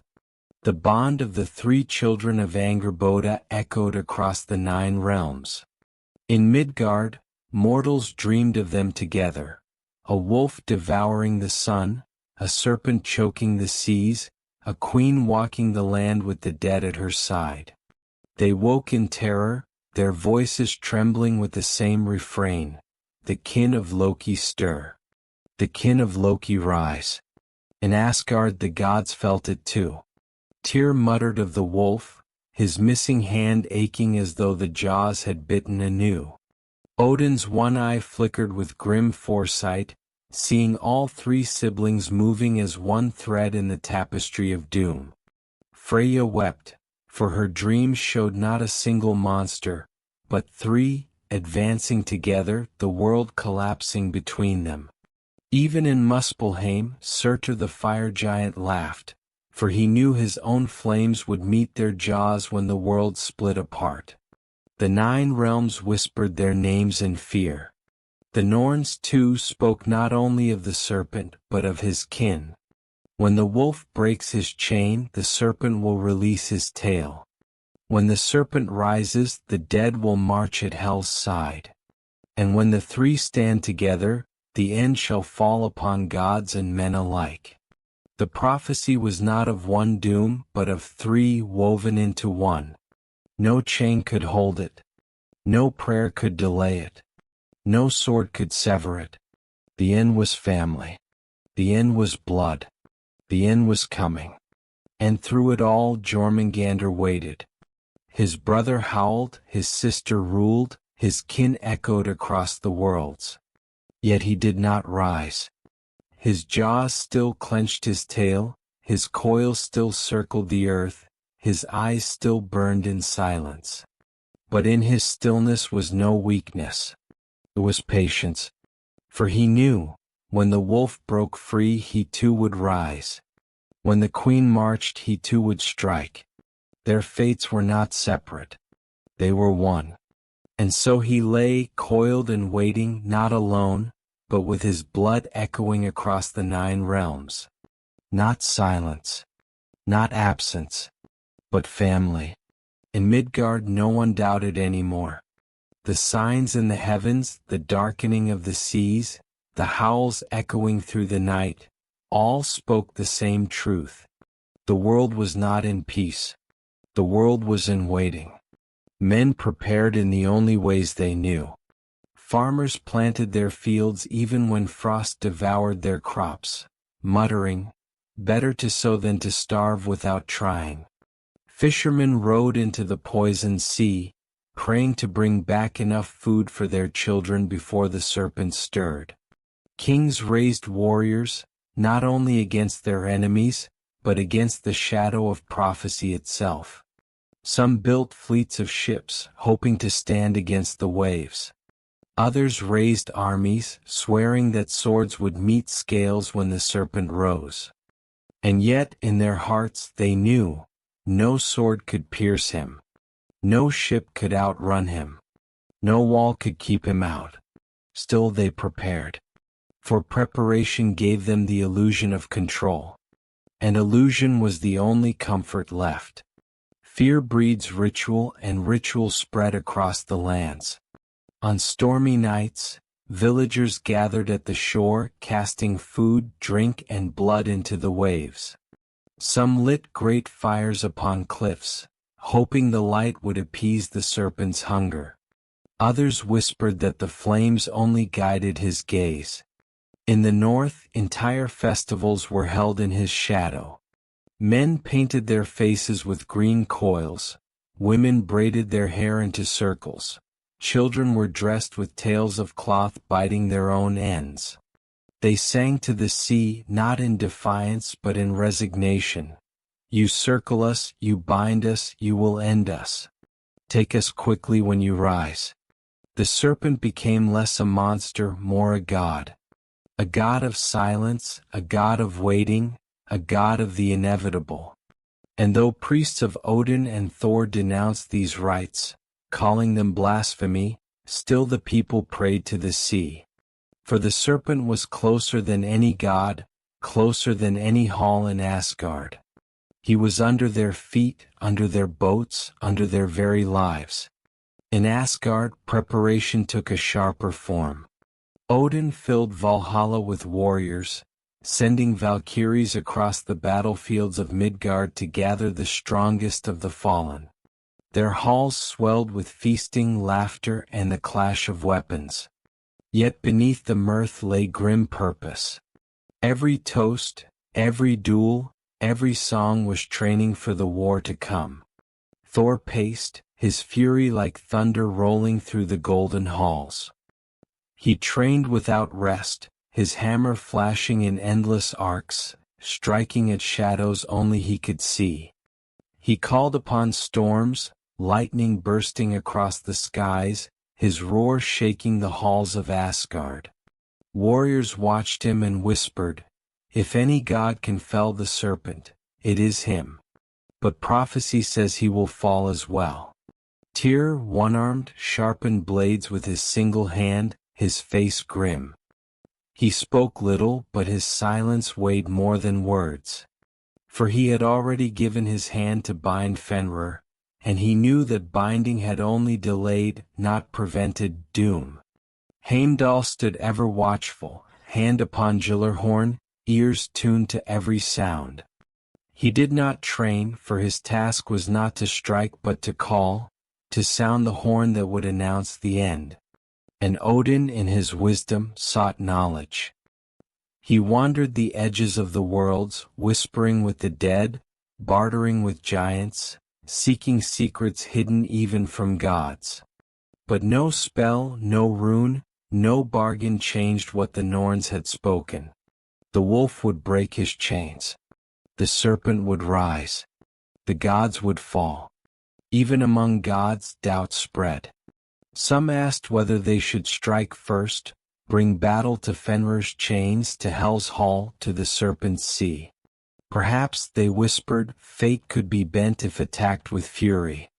But Odin forbade it, for he knew, striking early would not change the end. It would only hasten it. Others whispered whether they should flee, abandon the 9 realms, seek some hidden refuge beyond Yggdrasil's branches. But where could they go? The serpent circled all. The wolf would hunt all. Death would find all. And so, even gods prepared as mortals did, not in hope of victory but in readiness for doom. And Jörmungandr? He waited. Always he waited. His coils pressed tighter against the earth, his jaws closed upon his tail, his eyes glowing deep in the abyss. He felt the fear of mortals, the fury of gods, the trembling of the 9 realms. But he did not stir. He did not roar. He did not rise. He did not need to. For the world prepared against him, yet it was not his battle that neared them, it was theirs. His silence was enough. His patience was enough. Every prayer was to him. Every sword was sharpened for him. Every dream was of him. He had already won. Winter has always been harsh in Midgard, but always it yielded. Snow fell, frost clung to the trees, rivers froze, and then spring returned, thawing the world, bringing green fields and warm winds once more. But then came a season when the thaw never came. The snow lingered even as the sun climbed higher. The rivers broke for a day, only to freeze again the next night. The earth hardened, the seeds rotted, and the beasts of the forest starved.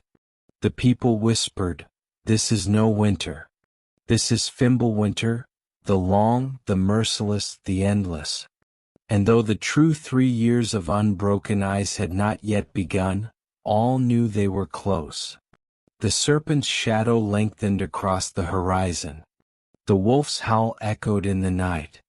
The cold was no season, it was prophecy made flesh. Hunger spread across Midgard. Children cried at empty tables, their bellies hollow. Men trudged through snow, their axes heavy, their faces pale, searching for beasts that no longer came to the traps. Women ground bark into powder to stretch their bread, their hands cracked and bleeding from the cold. And always, in the silence of hunger, the people muttered the same words. The serpent stirs. The wolf strains. The end draws near. Hunger became not only suffering, but ritual. Families gathered around scraps of food and shared them with solemn words. Eat, for tomorrow we may not. And in the north, when food failed entirely, whispers rose of darker feasts, of flesh not hunted but taken. Desperation makes monsters of men, but men already lived within the shadow of monsters greater than themselves. The skies grew crueler with each passing season. The sun dimmed as though veiled by smoke. At night the stars blurred, their light muffled by strange mists. The moon bled red more often, eclipses lasting longer, shadows lingering.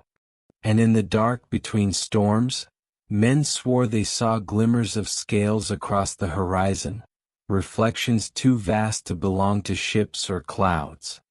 The serpent did not rise, but the heavens betrayed his stirring. Each eclipse, each storm, each tremor of tide was a whisper, not yet. Not yet. But soon. Waiting is a torment greater than war. War is swift. Waiting is endless. And so madness spread through Midgard. Some villages abandoned their homes entirely, walking into the snow, saying, "If the serpent will drown us, let us walk into the white sea of frost instead." None returned. Others crowned false prophets who claimed to hear the serpent's hiss in their dreams. They demanded sacrifices, rivers of blood poured into the frozen sea. Yet still the serpent remained silent. Still he waited. Kings grew desperate, sending raiders not for gold but for food. Wars spread across snow-covered fields, armies clashing in the cold, not for glory but for survival. The blood of men froze on the snow, and still the serpent waited. Madness, hunger, despair, all became part of life. Life itself became shadow. In Asgard, Thor's wrath grew sharper with each passing winter. He stood on the cliffs, lightning blazing from his hammer, his eyes wild. Every frost is his breath. Every storm is his stirring. Why do we wait? Let me strike now before all of Midgard starves.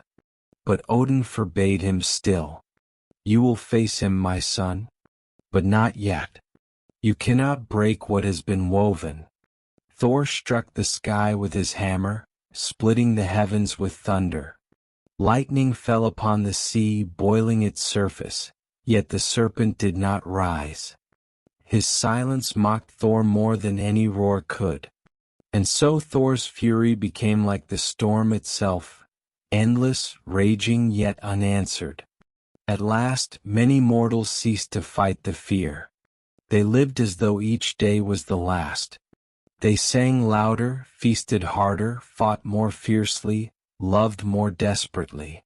For why hoard grain when winter would never end? Why guard gold when the serpent would soon drown it? Why fear death when death already circled them?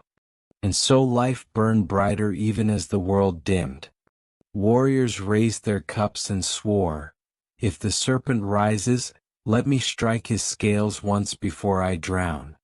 Lovers whispered, "If the world ends tomorrow, let me hold you tonight."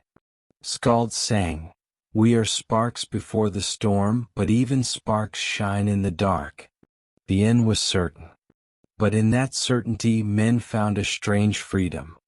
They could not escape the serpent's coil. But they could blaze within it. And Jörmungandr? He lay still. Always still. His coils pressed tighter against Midgard, his jaws upon his tail, his eyes burning deep in the abyss.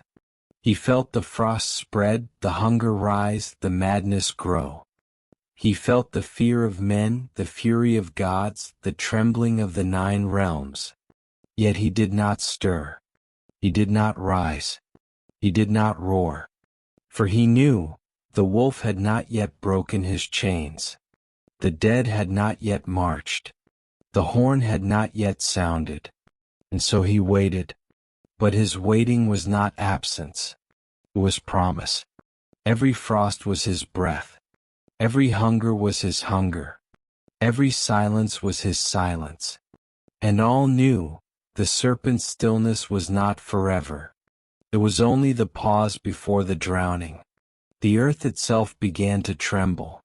At first, it was only faint shivers, the ground trembling beneath men's feet, the walls of halls creaking as though unsettled.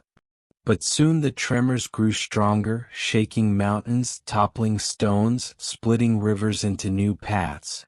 Some said the serpent was shifting his coils, tightening them around Midgard, pressing harder against the land until it cracked.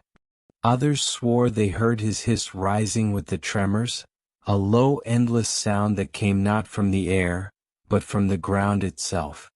Houses crumbled, fields split open, forests groaned as roots tore free of the soil. The earth no longer felt like home, it felt like a drum, its skin vibrating with the beat of something vast beneath. Men whispered, "The serpent moves. The serpent breathes. The serpent nears." Even Yggdrasil, the world tree itself, began to tremble. Its roots stretched deep into the 9 realms, binding them together, carrying the waters of Ord, supporting gods and men alike. Yet cracks appeared upon its bark, dark lines creeping like veins of shadow. Its leaves fell out of season, fluttering into realms below, landing upon battlefields and seas alike. Seers claimed they saw venom dripping upon its roots, black liquid burning the soil, hissing as it sank deeper.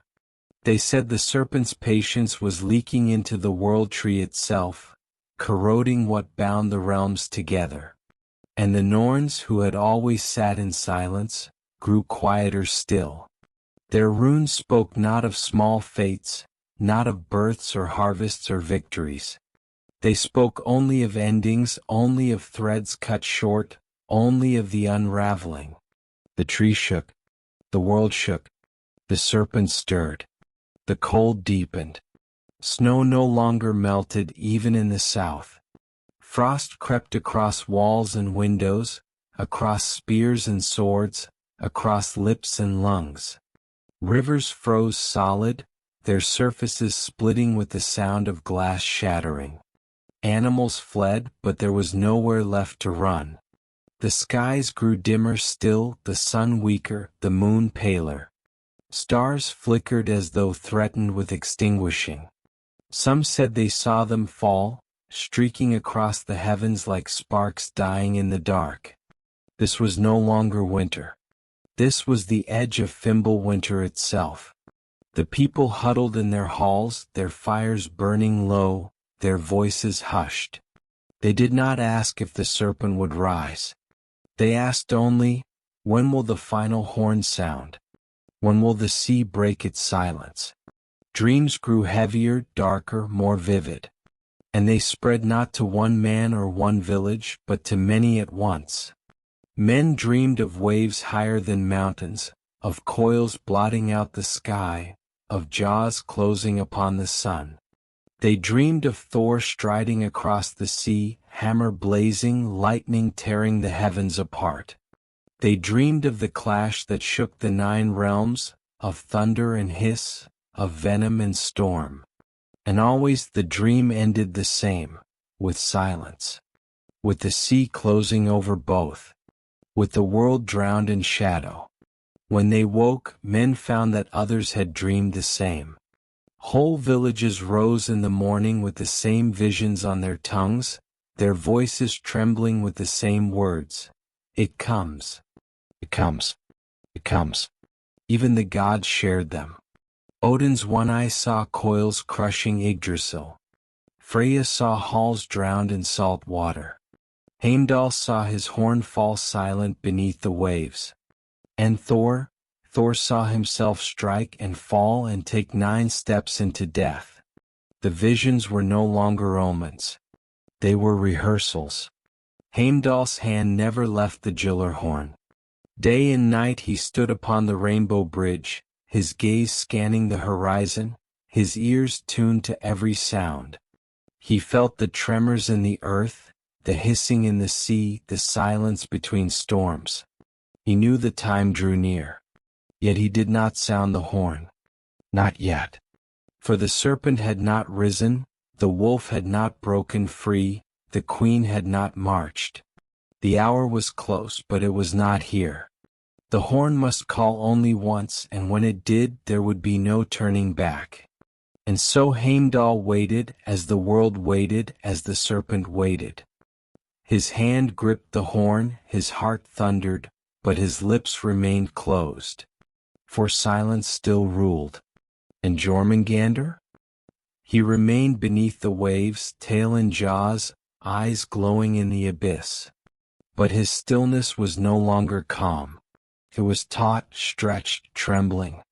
The sea itself pulsed with his heartbeat, the tides moved with his breath, the storms gathered with his hunger. He waited. Always he waited.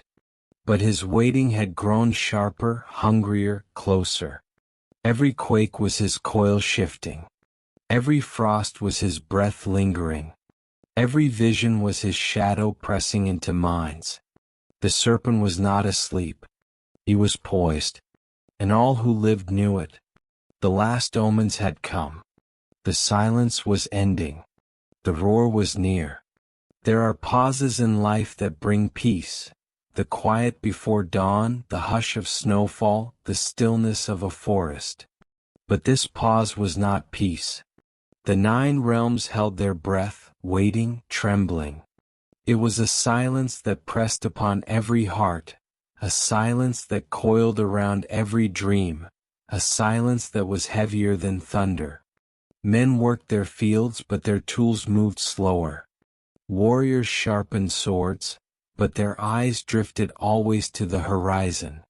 Children played, but their laughter rang hollow. The world lived, yet lived as though it waited for a blow already descending. It was the silence before the storm.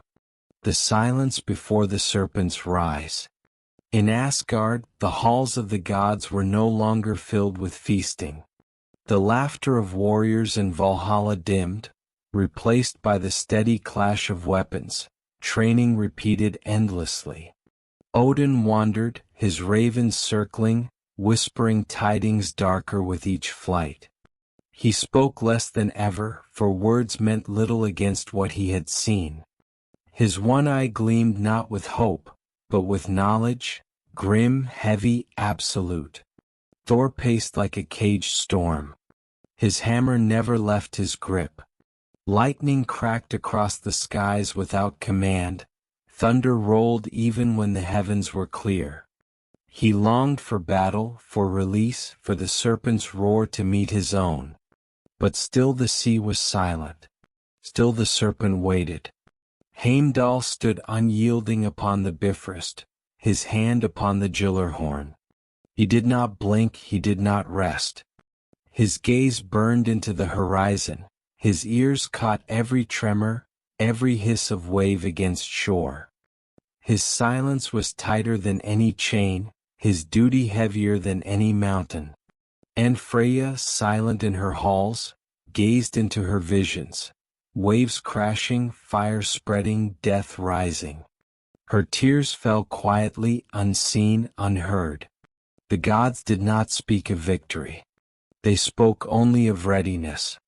In Midgard, mortals too felt the silence. No longer did they ask when the serpent would rise. They knew the answer, soon.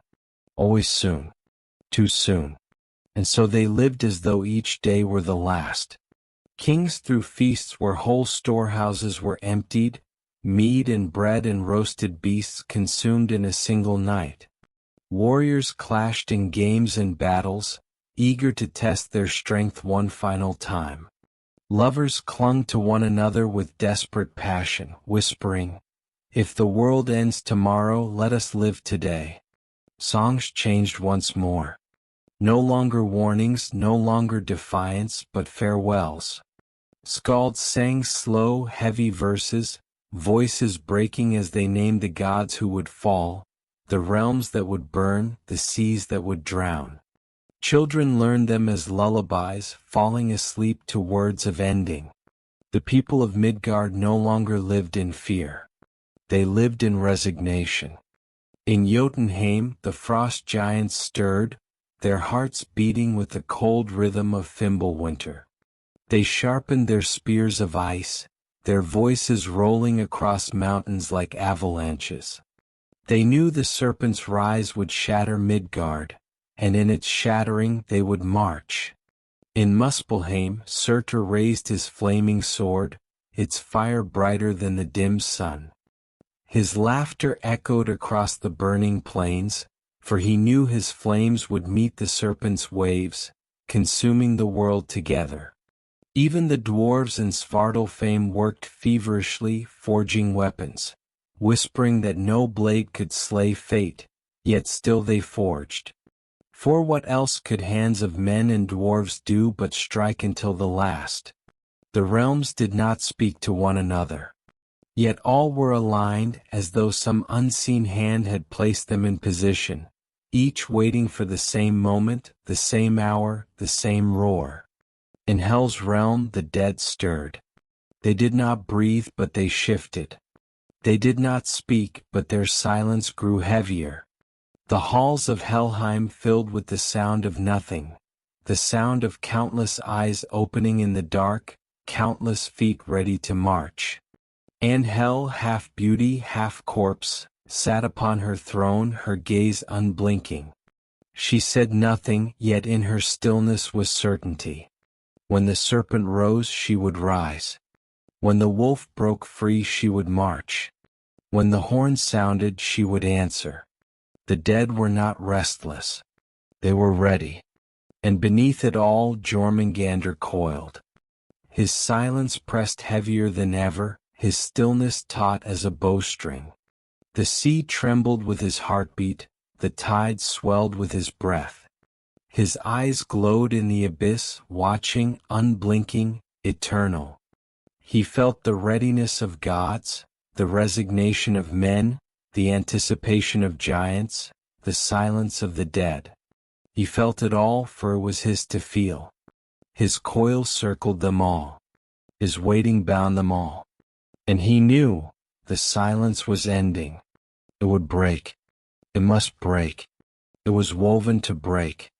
And when it did, no song, no prayer, no sword, no god would hold it back.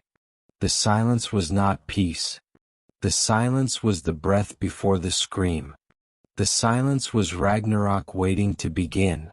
The world had never been so loud in its silence. Storms gathered but did not break. Clouds swelled but did not rain. The earth trembled but did not split. The sea surged but did not rise. All things strained, all things waited, all things bent toward the edge of something vast, something final. The 9 realms breathed as one, and in that breathless pause all knew, the hour was near. Children hushed without being told. Warriors set aside their cups and sharpened blades they knew would not save them. Mothers clutched their children tighter, whispering not comfort but truth. The serpent waits. The wolf waits. The horn waits. It was not fear alone. It was recognition. Recognition that prophecy was not a tale, not a song, not a dream. It was now. It was here. It was the silence pressing on every heart, heavier than mountains, darker than seas. In Asgard no laughter rang. The golden halls glimmered faintly in the dim sun, but their beauty was hollow, a shell awaiting the strike that would shatter it. Odin sat upon his throne, his one eye burning with the weight of knowing. He did not speak, for there were no words left. He had gathered his warriors, forged his runes, sacrificed for wisdom, and all had led to this silence. Thor stood at the gates, Mjolnir blazing with sparks, his chest rising and falling like a storm caged in flesh. His eyes burned at the horizon, searching the sea, daring the serpent to rise. His heart thundered, but his foe remained still. Heimdall stood upon the Bifrost, his hand upon the Gyllerhorn. He did not move, he did not blink, he did not breathe too deeply, for he knew the weight of his task. One sound, one breath into that horn and the world would break. And though the serpent still held his tail, Though the wolf still strained in chains, though the queen of the dead still sat silent, Heimdall felt it. The air trembled. The roots of Yggdrasil groaned. The horizon bent. The silence was ending. In Midgard, fires burned through the long night. Villages gathered together, men and women, young and old, kings and thralls alike. They did not speak of hope. They did not speak of victory. They spoke only of memory. They told tales of harvests long past, of hunts when game was plenty, of ships that sailed and returned. They sang songs not of defiance but of farewell, voices rising soft, trembling, carried by the wind toward the sea. Children asked, "Will the serpent come tonight?" And mothers answered, "If not tonight, then soon." Men drank deeply, not to forget but to remember. To remember warmth before frost, laughter before silence, life before death. For they knew these were the last nights before the drowning. In Jotunheim, the frost giants lifted their spears, their breath steaming in the endless cold. They did not march yet, but they shifted, eager, restless. In Muspelheim, Surtur's flaming sword lit the horizon. His laughter rolled like thunder, shaking the very air. He did not strike yet, but his flame grew higher, hungrier. And in Helheim the dead stood. Rows upon rows, countless beyond number, their eyes hollow yet open. They did not move yet, but their silence deepened, pressing against the walls of their realm. All realms trembled at once, as though a hand had tightened around them. A hand coiled, patient, unyielding. The serpent's hand. And beneath it all, Jörmungandr waited. His coils pressed tighter, his eyes glowed brighter, his breath stirred waves higher. The sea groaned with the weight of him, tides swelling, storms circling, yet still he did not rise. For he knew the order of doom. He knew the wolf must howl, the dead must march, the horn must sound. He knew his hour was not yet, but near, nearer than ever, closer than breath. His patience was sharper than blades, heavier than chains, deeper than seas. His silence was not weakness. It was triumph. For all the 9 realms waited with him. All hearts beat with him. All silence was his silence. And when he moved, all would move. Heimdall lifted the Gjallarhorn. His lips did not yet touch it, but the world trembled at the sight. Gods straightened, men froze, giants grinned, the dead stirred. The horn had not sounded, yet its echo was already in every heart. The silence was stretched to breaking. And in that silence all knew, the serpent would rise. Not today. Not tomorrow. But soon. For silence cannot last forever. Threads cannot hold forever. Patience cannot bind forever. The serpent waited. The wolf strained. The queen prepared. The horn hovered. And the 9 realms stood upon the edge of sound, upon the edge of silence, upon the edge of doom. The 9 realms had never been so silent. The air itself seemed to hold its breath. The seas swelled but did not break. The skies darkened but did not storm. The earth trembled but did not split. Even the hearts of men and gods slowed, as though waiting for a single note to set them beating again. And upon the Bifrost, Heimdall stood. The watchman of the gods, the sentinel of Asgard, the one whose eyes could pierce the ends of the world and whose ears could hear the grass grow, held the Gjallarhorn in his hands. For ages he had waited, vigilant, listening for the tread of giants, the howl of wolves, the hiss of coils. For ages he had stood in silence, hand upon the horn, never lifting it. But now the silence itself demanded it. The moment had come. Heimdall raised the horn to his lips. The gods in Asgard stilled. Odin upon his throne leaned forward, his one eye narrowing. Thor gripped Mjolnir tighter, lightning flashing across his skin. Freya's breath caught, her tears already falling. Tyr straightened, his one hand clenched around his blade. In Midgard, men froze in their fields, their feasts, their halls. Kings set aside their crowns, warriors their swords, mothers their children. All lifted their heads though they did not know why. In Jotunheim the frost giants paused, their laughter cut short. In Muspelheim Surtur raised his flaming sword and grinned. In Helheim the dead turned their hollow eyes to the surface. All the 9 realms leaned into the silence, waiting for the sound. Heimdall drew breath. And the world broke. The blast of the Gyllerhorn tore through the silence. It was no mere sound. It was a storm, a quake, a scream, a song, 1,000 voices in one. It was the cry of the cosmos, the note that shook Yggdrasil to its roots, the roar that split the heavens. It rang in every ear, mortal and divine. It filled every hall, every cave, every forest, every sea. It rattled bones, it split stones, it sent birds shrieking from the sky and beasts howling from their dens. It was not heard. It was lived. The sound pierced every heart, leaving no doubt, no question, no hope. It said only one truth, one word, one fate. Ragnarok. In distant Jotunheim, where Fenrir strained against Gleipnir, the horn was the key. For ages he had pulled, his muscles tearing, his jaws snapping, his fury endless. For ages he had howled into the night, straining against chains forged from impossibilities. And at the sound of the horn the chain snapped. Not because it was weak, but because prophecy had willed it. Gleipnir shattered like glass, its fragments vanishing into the wind. Fenrir rose, taller than mountains, his jaws opening wide enough to swallow the sun. His howl answered the horn, rolling across the 9 realms, shaking the skies, drowning the seas.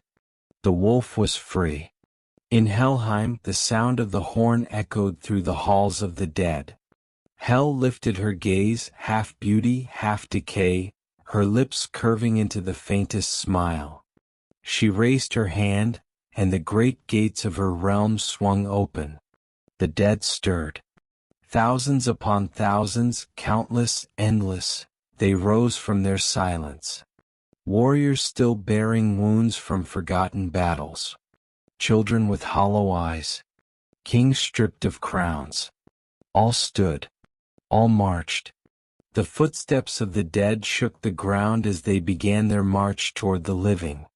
Their silence was more terrible than any roar.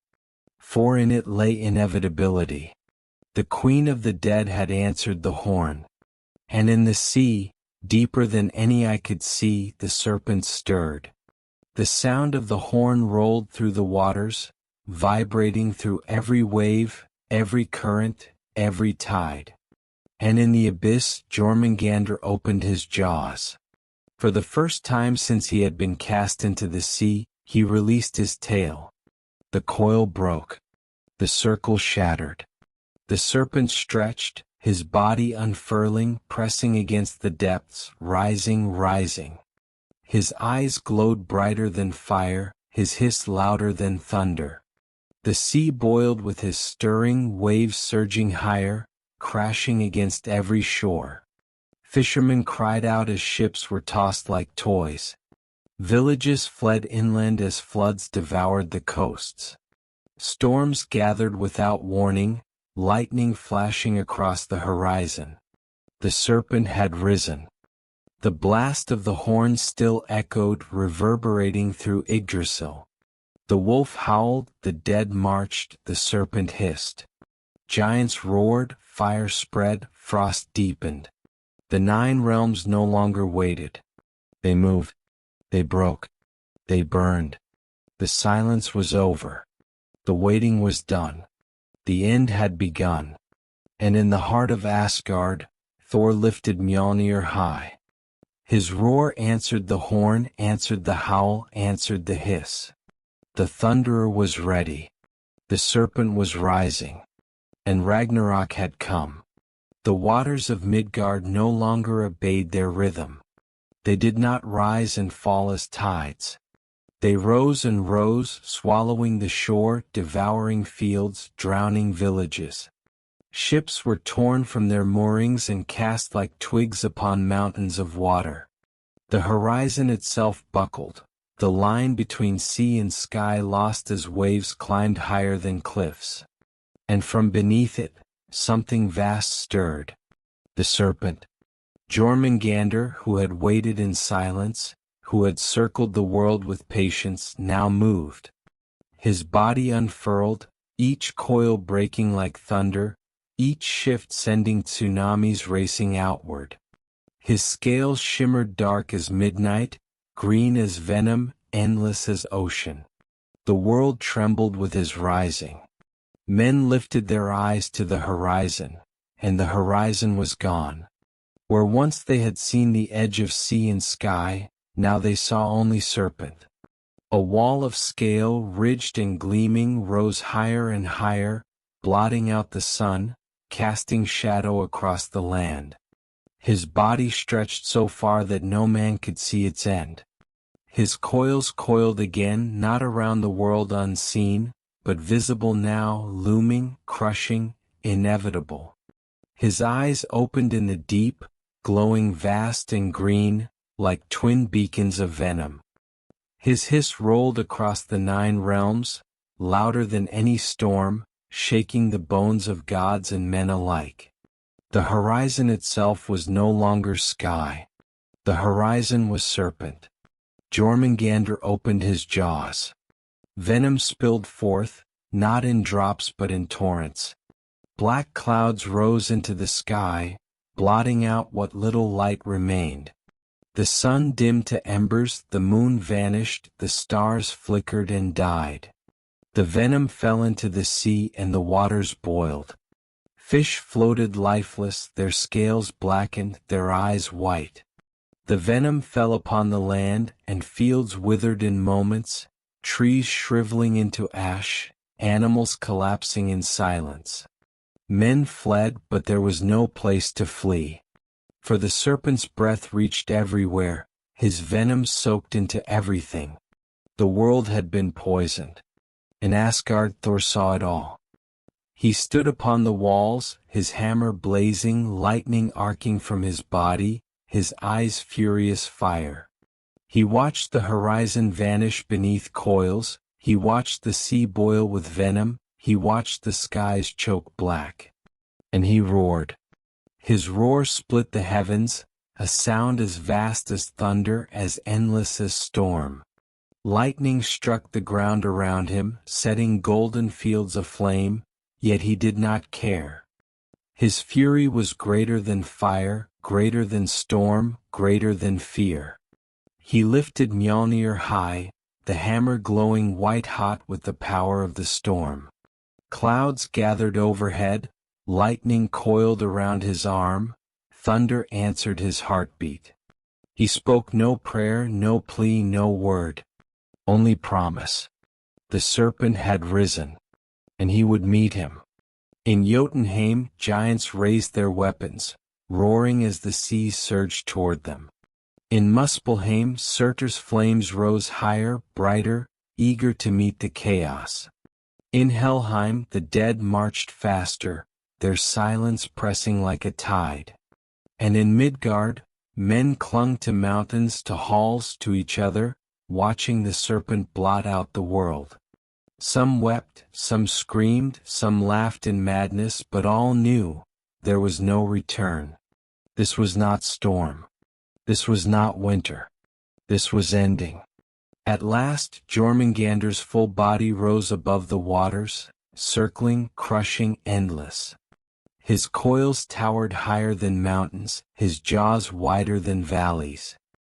He opened his mouth, and his hiss drowned the sound of the horn itself. The serpent who had waited now stood revealed. The silence that had haunted the 9 realms was broken. The circle that had bound the world was unleashed. And across the sea, Thor leapt from the walls of Asgard, Mjolnir blazing, lightning crackling across the skies. The Thunderer and the Serpent had seen each other. The prophecy had woken. The first step of Ragnarok had begun. Across the storming sea, the Serpent lifted his head. His jaws gaped wide, dripping venom in rivers, his breath fouling the air. His eyes glowed vast and unblinking pools of green fire that burned into the horizon. And Thor stood upon the cliffs of Asgard, Mjolnir in hand, lightning raging across his body, thunder rolling with every step. His eyes blazed like twin storms, his chest heaved like the sea itself. The Serpent hissed. The Thunderer roared. For the first time they looked upon each other in full. No dream, no vision, no prophecy, but presence. And in that gaze both knew, this was the moment their lives had been forged for. Thor was born to strike. The Serpent was born to fall. And both were born to die. Thor leapt from the cliffs. The sky split with lightning, the sea cracked beneath him, the air burned with fire. He flew like a storm-given flesh, Mjolnir raised high, thunder bursting from his voice. Jörmungandr, he roared, and his roar was greater than storms, greater than mountains, greater than fear. The Serpent answered with a hiss that drowned the roar of oceans. His coils surged upward, waves towering higher than mountains, his jaws opening wide enough to swallow a fleet. Thor struck the first blow. Mjolnir fell upon the Serpent's skull, and the world shuddered. Lightning cracked brighter than the sun, thunder shook Yggdrasil to its roots. The sea boiled with the force, waves exploding outward, drowning coasts, tearing villages from the earth. Jormungandr recoiled, his hiss a scream that split the heavens. Venom burst from his jaws, spraying across the sky, black clouds spreading, rain falling like poison fire. Thor was thrown back by the blast, crashing into the waves, but he rose at once, lightning arcing across the sea. His hammer glowed brighter, hotter, hungrier. The battle had begun. The sea became chaos. Coils thicker than mountains crashed through the waters, smashing ships, toppling cliffs, crushing whole forests beneath their weight. Lightning rained from the heavens, striking coil after coil, exploding scales into fragments of fire. Every wave was a wall, every hiss a storm, every blow a quake. Men clinging to mountains saw the sea itself rise and fall as though alive. They whispered in terror, "This is not battle. This is ending." Giants in Jotunheim felt the earth tremble with each strike. Fire giants in Muspelheim laughed as the sea's spray hissed against their flames. The dead in Helheim marched faster, their silence matching the rhythm of thunder and hiss. The 9 realms watched. The 9 realms trembled. The Serpent struck. He vomited venom in torrents, rivers of black poison that fell like rain, searing land and sea alike. Whole stretches of coast turned to wasteland in moments, forests crumbling to ash, rivers boiling into steam. Thor answered with thunder. He swung Mjolnir again and again, each blow a sunburst, each strike a storm. Lightning split the venomous clouds, thunder shattered the silence, fire burned through poison. Venom met thunder. Poison met storm. Hiss met roar. The world was caught between them, breaking beneath their fury. In Asgard, the gods watched from the walls, their hearts heavy. Freya wept, her tears falling like rain, for she saw not only battle but prophecy. Tyr gritted his teeth, his one hand trembling as though holding a blade. Odin stood silent, his single eye gleaming with sorrow, for he knew every strike was another step toward doom. "Strike, son," he whispered, though his lips barely moved. "Strike, though it will kill you." And Thor struck, again and again. The serpent's coils wrapped around mountains, crushing them into rubble. His hiss boiled the seas, his eyes burned through the storm. Thor struck with hammer and lightning, splitting coil after coil, shattering sky and sea alike. They moved not as two beings but as forces of nature. Not battle but cataclysm. Not duel but doom. And in every strike, in every hiss, in every roar, the prophecy whispered, "Both will fall."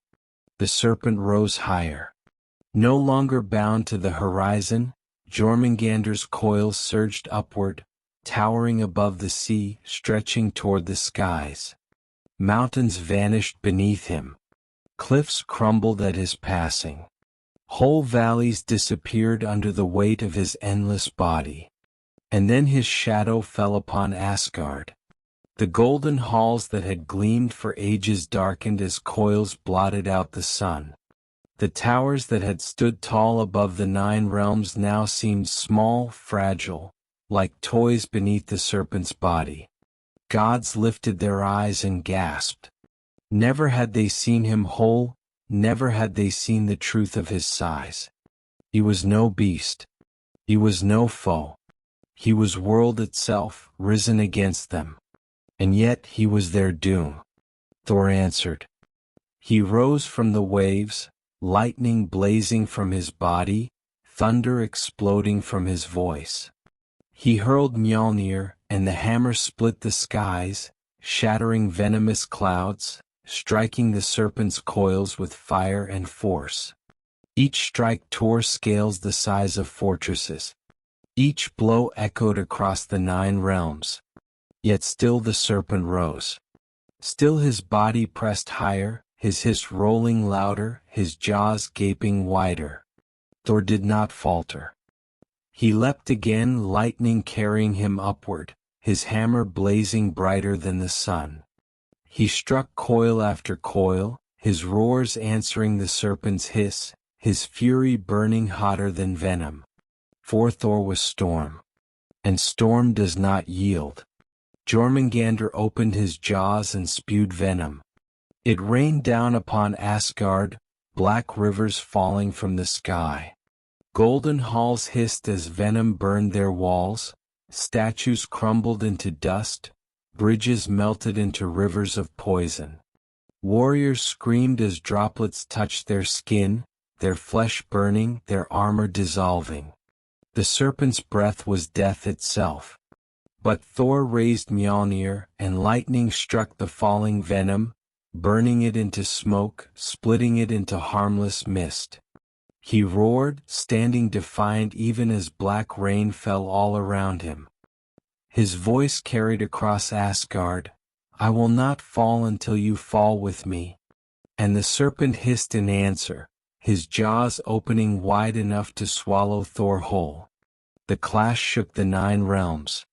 In Midgard, men clung to mountains as seas surged higher, waves blotting out the sky.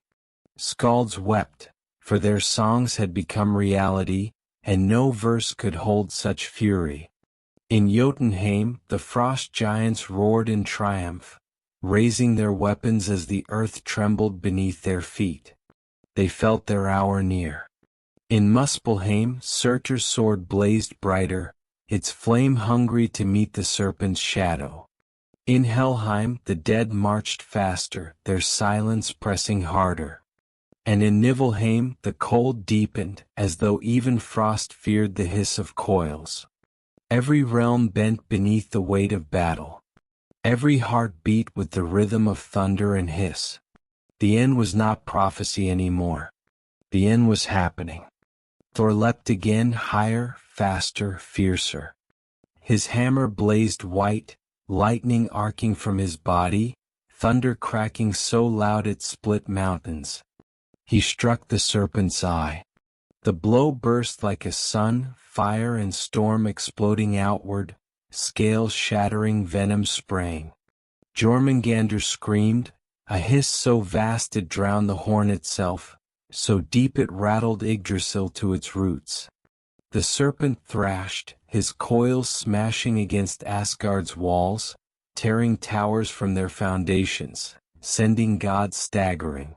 The ground itself split, the Bifrost cracked, the golden city trembled. But Thor stood unbroken. His hammer burned hotter, his fury blazed brighter, his will thundered louder. The serpent was vast, endless, unyielding. But Thor was storm. And storm does not bow. And Odin, watching with his one eye, whispered, "It begins." For he knew, this was the battle the Norns had carved. This was the fate written before the first dawn. This was the duel that would break gods, break men, break worlds. The Thunderer had met the serpent. And both would fall. The waters of Midgard were no longer sea. They were venom. Black and boiling, the waves hissed as though alive, their spray burning cliffs, their foam dissolving stone. The air above was thick with poison mist, choking breath, blinding eyes, searing skin. No bird flew. No beast swam. The sea itself had become death. And Thor plunged into it. Lightning clung to his body, thunder rolled with each stroke of his arms. His breath burned in his lungs, his skin seared with venom, yet still he moved, driving forward, Mjolnir blazing like a star in the dark. The storm had entered the sea. Jormungandr moved. His coils rose from the depths, vast as mountains, endless as horizon. They curved above Thor, below him, around him, tightening, circling. Each scale gleamed slick with venom, each movement sent waves crashing higher than cliffs. The serpent did not strike. Not yet. He circled. He enclosed. He bound Thor within a prison of flesh and sea, a circle of death. Tail met jaws once more, not to bind the world but to bind the Thunderer.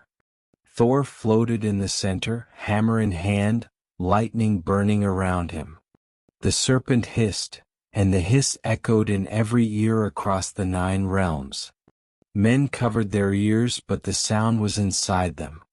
Gods trembled, but the sound was around them. Giants roared, but the sound drowned them. Thor alone roared back. Thor swung Mjolnir. The hammer struck coils, and lightning burst outward, splitting the sea into walls of fire, boiling venom into clouds of steam. The serpent writhed, his body convulsing, the circle tightening. Venom poured from his jaws, rivers of black fire cascading toward Thor. The Thunderer raised his hammer, and lightning split the venom, burning it to ash, scattering it into smoke. Again he struck. Again the serpent hissed. The circle closed tighter, the coils pressing inward, waves crashing downward. Thor was surrounded, enclosed, drowned in venom and scale. Yet he struck, again and again, each blow shaking the sea, each roar splitting the heavens. Storm against coil. Lightning against venom. Will against fate. The sea itself rose in rebellion.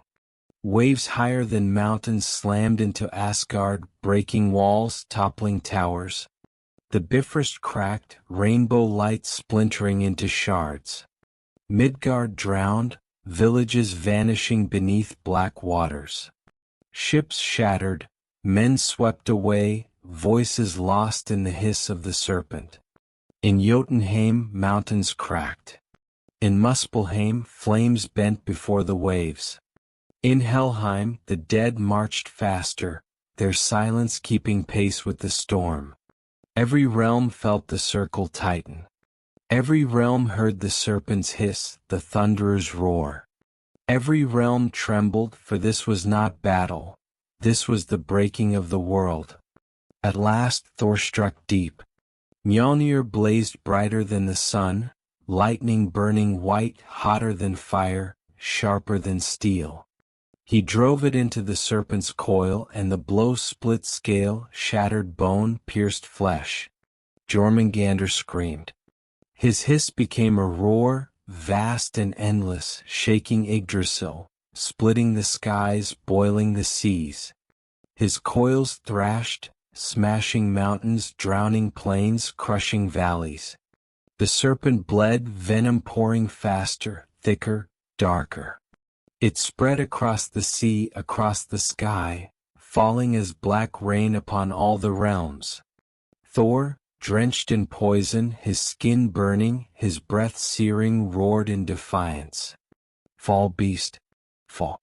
But even as Thor struck, even as the serpent bled, even as the coils thrashed, the Norn's words whispered, "The Thunderer shall slay the serpent. The Thunderer shall fall by the serpent's venom. 9 steps shall he take before death claims him." The prophecy was no longer carved in stone, no longer sung in verse. It lived, it breathed, it unfolded. Thor struck harder. The serpent hissed louder. The end drew closer. The circle had closed. The storm was inside it, and the world trembled at its breaking. The serpent's coils tightened.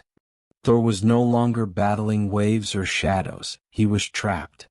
Scales thicker than walls pressed around him, mountains of flesh constricted, an ocean's weight crushing inward.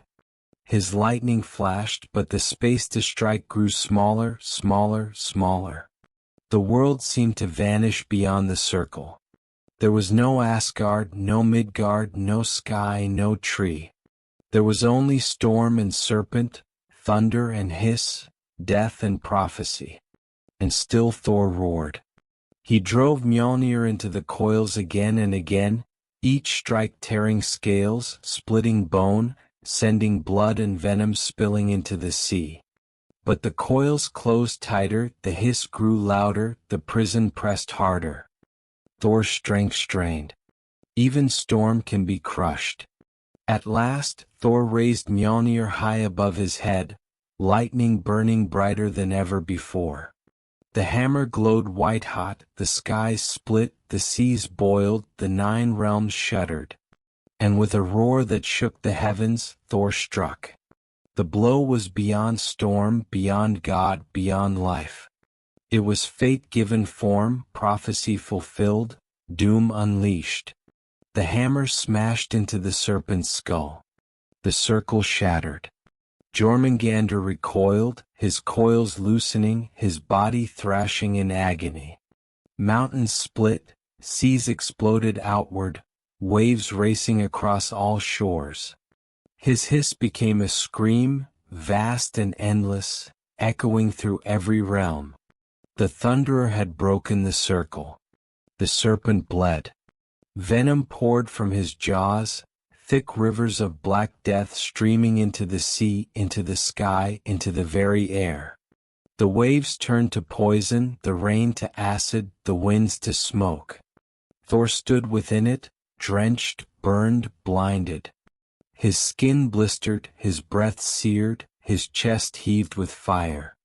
Lightning flickered weaker, slower, dimmer. But still he struck. Mjolnir rose and fell, tearing deeper into the serpent's flesh, driving his fury into the beast that had haunted the world since birth. Storm against scale.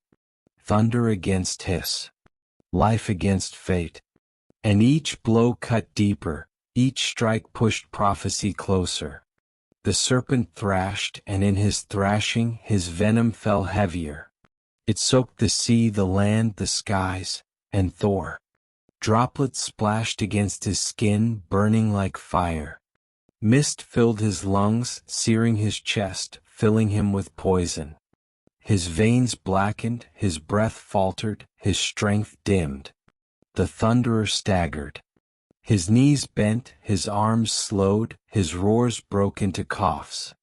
Lightning flickered around him, weaker, shorter, dimmer. The venom had entered him.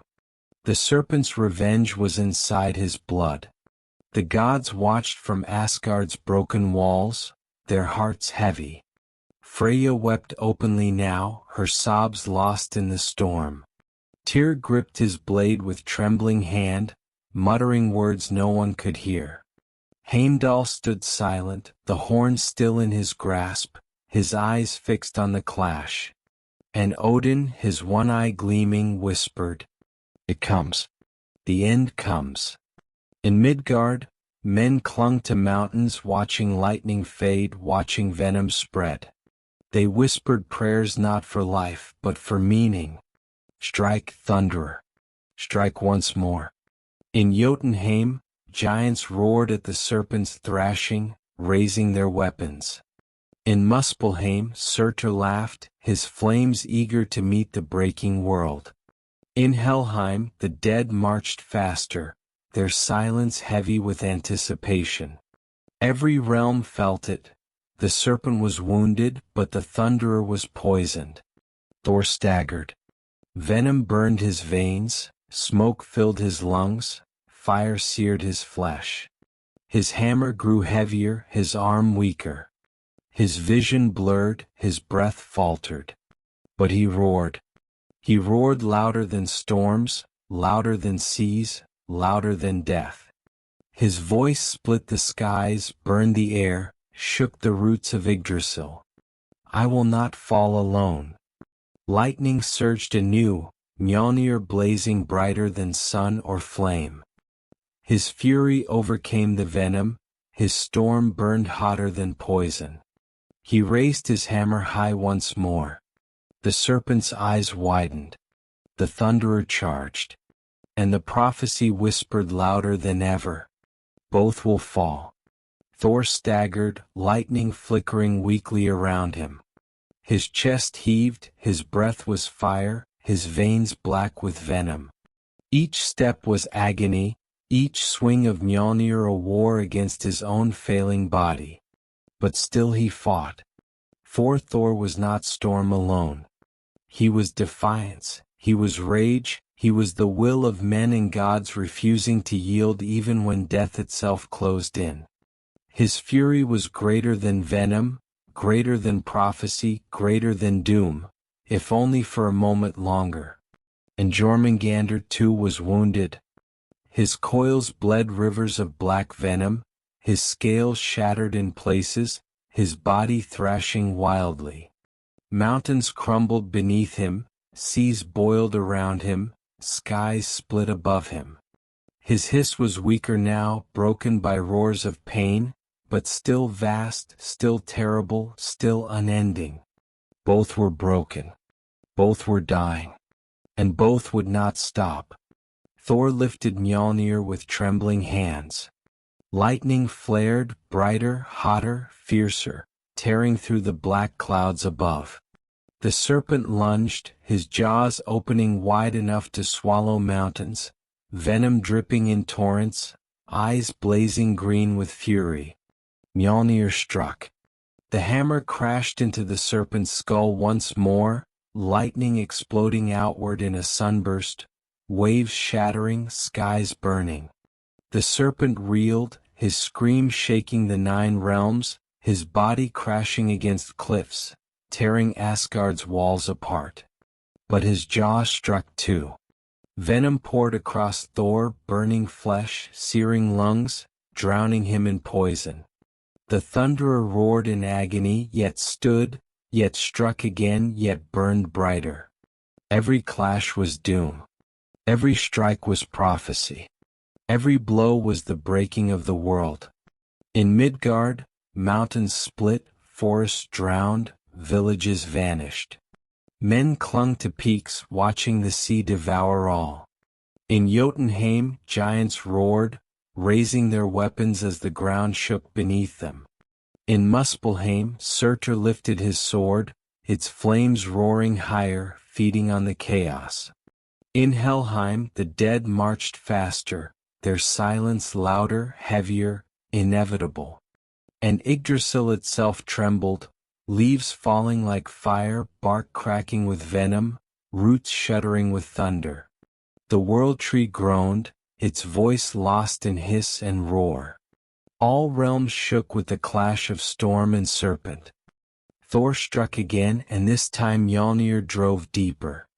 The serpent screamed, his body convulsing, his coils crashing against mountains, crushing plains, drowning fields. His skull cracked, his venom poured, his roar shook eternity. The hammer had broken bone, torn scale, pierced flesh. Jormungandr was dying. But so too was Thor. Venom filled his veins, black fire racing through his blood, searing his heart, choking his breath. His vision blurred, his body faltered, his strength waned.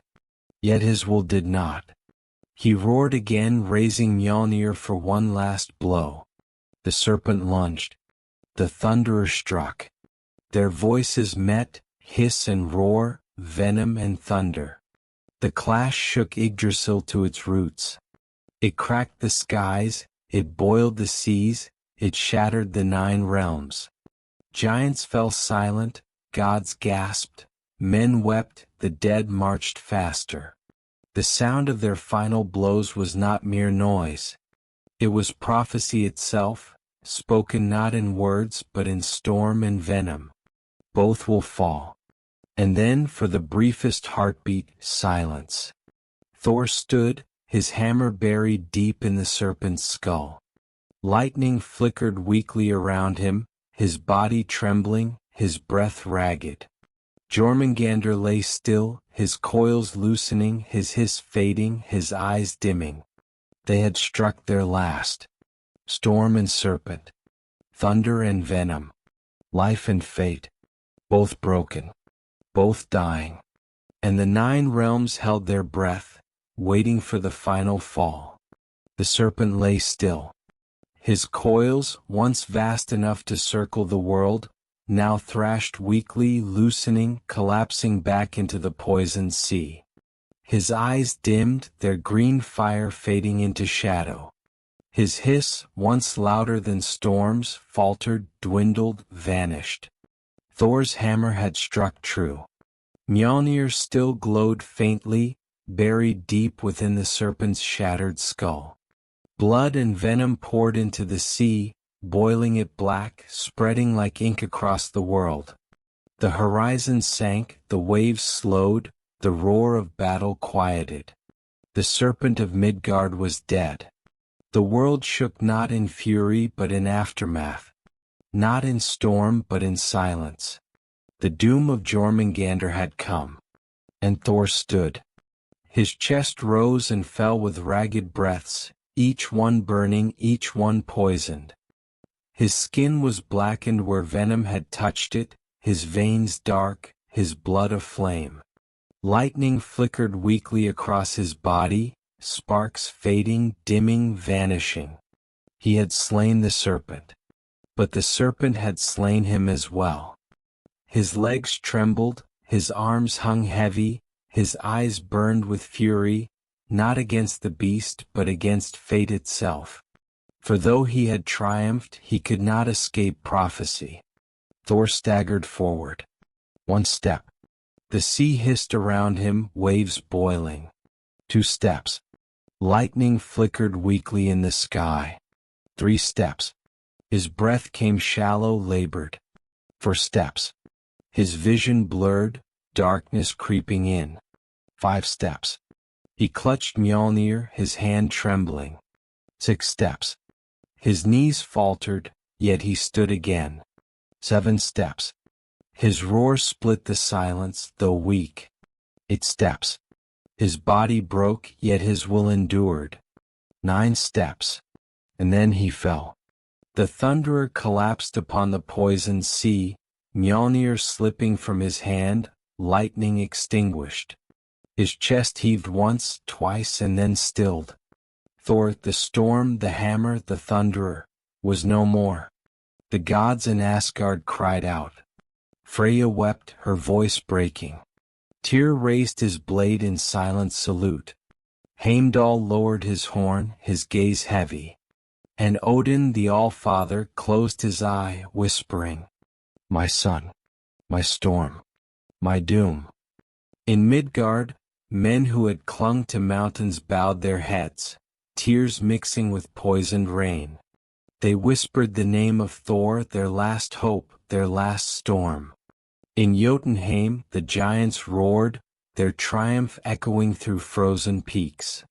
In Muspelheim Surtur laughed, his flames dancing higher. In Helheim the dead marched on, their queen raising her hand. And Yggdrasil shuddered, its branches groaning, its roots cracking, its leaves falling like ash. The Thunderer had fallen. The Serpent had fallen. The prophecy had spoken true. The sea grew still. The waves, though poisoned, quieted. The skies, though dark, hushed. The earth, though trembling, steadied. For a brief moment, after storm and hiss, after roar and venom, after prophecy and death, silence returned. But it was not the silence of waiting. It was not the silence before. It was the silence after. The silence of endings. Thor lay fallen. The serpent lay slain. The 9 realms trembled, knowing this was but the first doom. For though storm and serpent had destroyed one another, the wolf still roared, the dead still marched, the fire still burned. And Ragnarok had only begun. The sea grew silent. The serpent lay slain, his coils unraveling across poisoned waters, his body vast enough to blanket horizons. His eyes, once green fire, dimmed into darkness. His hiss, once louder than storms, was gone. The Thunderer lay still, Mjolnir slipping from his hand, his chest no longer rising, his lightning extinguished. His 9 steps had carried him to glory, to doom, to the silence foretold. Storm and serpent, thunder and venom, both had fallen. The prophecy was fulfilled. Skalds would have sung had there been breath left in them. They would have sung of Thor, the Thunderer, the storm, who struck until the last, who stood against the serpent even as venom burned him from within. They would have sung of Jörmungandr, the World Serpent, whose coils bound Midgard, whose hiss shook the heavens, whose death poisoned the seas. And their song would have said, that even gods fall, that even serpents die, that even prophecy, cruel and unyielding, can be met with defiance. It was no tale of triumph. It was no tale of hope. It was a tale of ending. And endings too are worthy of song. Above the skies dimmed. The sun faltered, the moon faded, the stars flickered weakly. Clouds of venom drifted, their shadow covering all. The sea boiled, the earth trembled, the air burned. The 9 realms were broken. Yet in the silence, in the twilight, there was a strange peace. For storm and serpent, long fated, long bound, long awaited, had found their end together. The prophecy had not lied. The prophecy had not wavered. The prophecy had not faltered. But neither had Thor. Neither had Jörmungandr. Both had fulfilled their fate. And so, listener, the tale closes. The serpent who circled the world has fallen. The Thunderer who wielded the storm has died. The prophecy has been fulfilled, the silence after storm has come, and the 9 realms tremble in twilight. But myths are not only endings. They are echoes. They are lessons. They remind us that even gods, with their strength, their fury, their glory, cannot escape fate. Yet they also remind us that defiance, standing, striking, roaring until the end, is itself a kind of victory. Thor knew he would fall. He struck anyway. The serpent knew he would die. He rose anyway. And in that there is something greater than triumph. There is meaning. So let the story settle in your mind as you drift toward sleep. Let the hiss of the serpent fade into silence.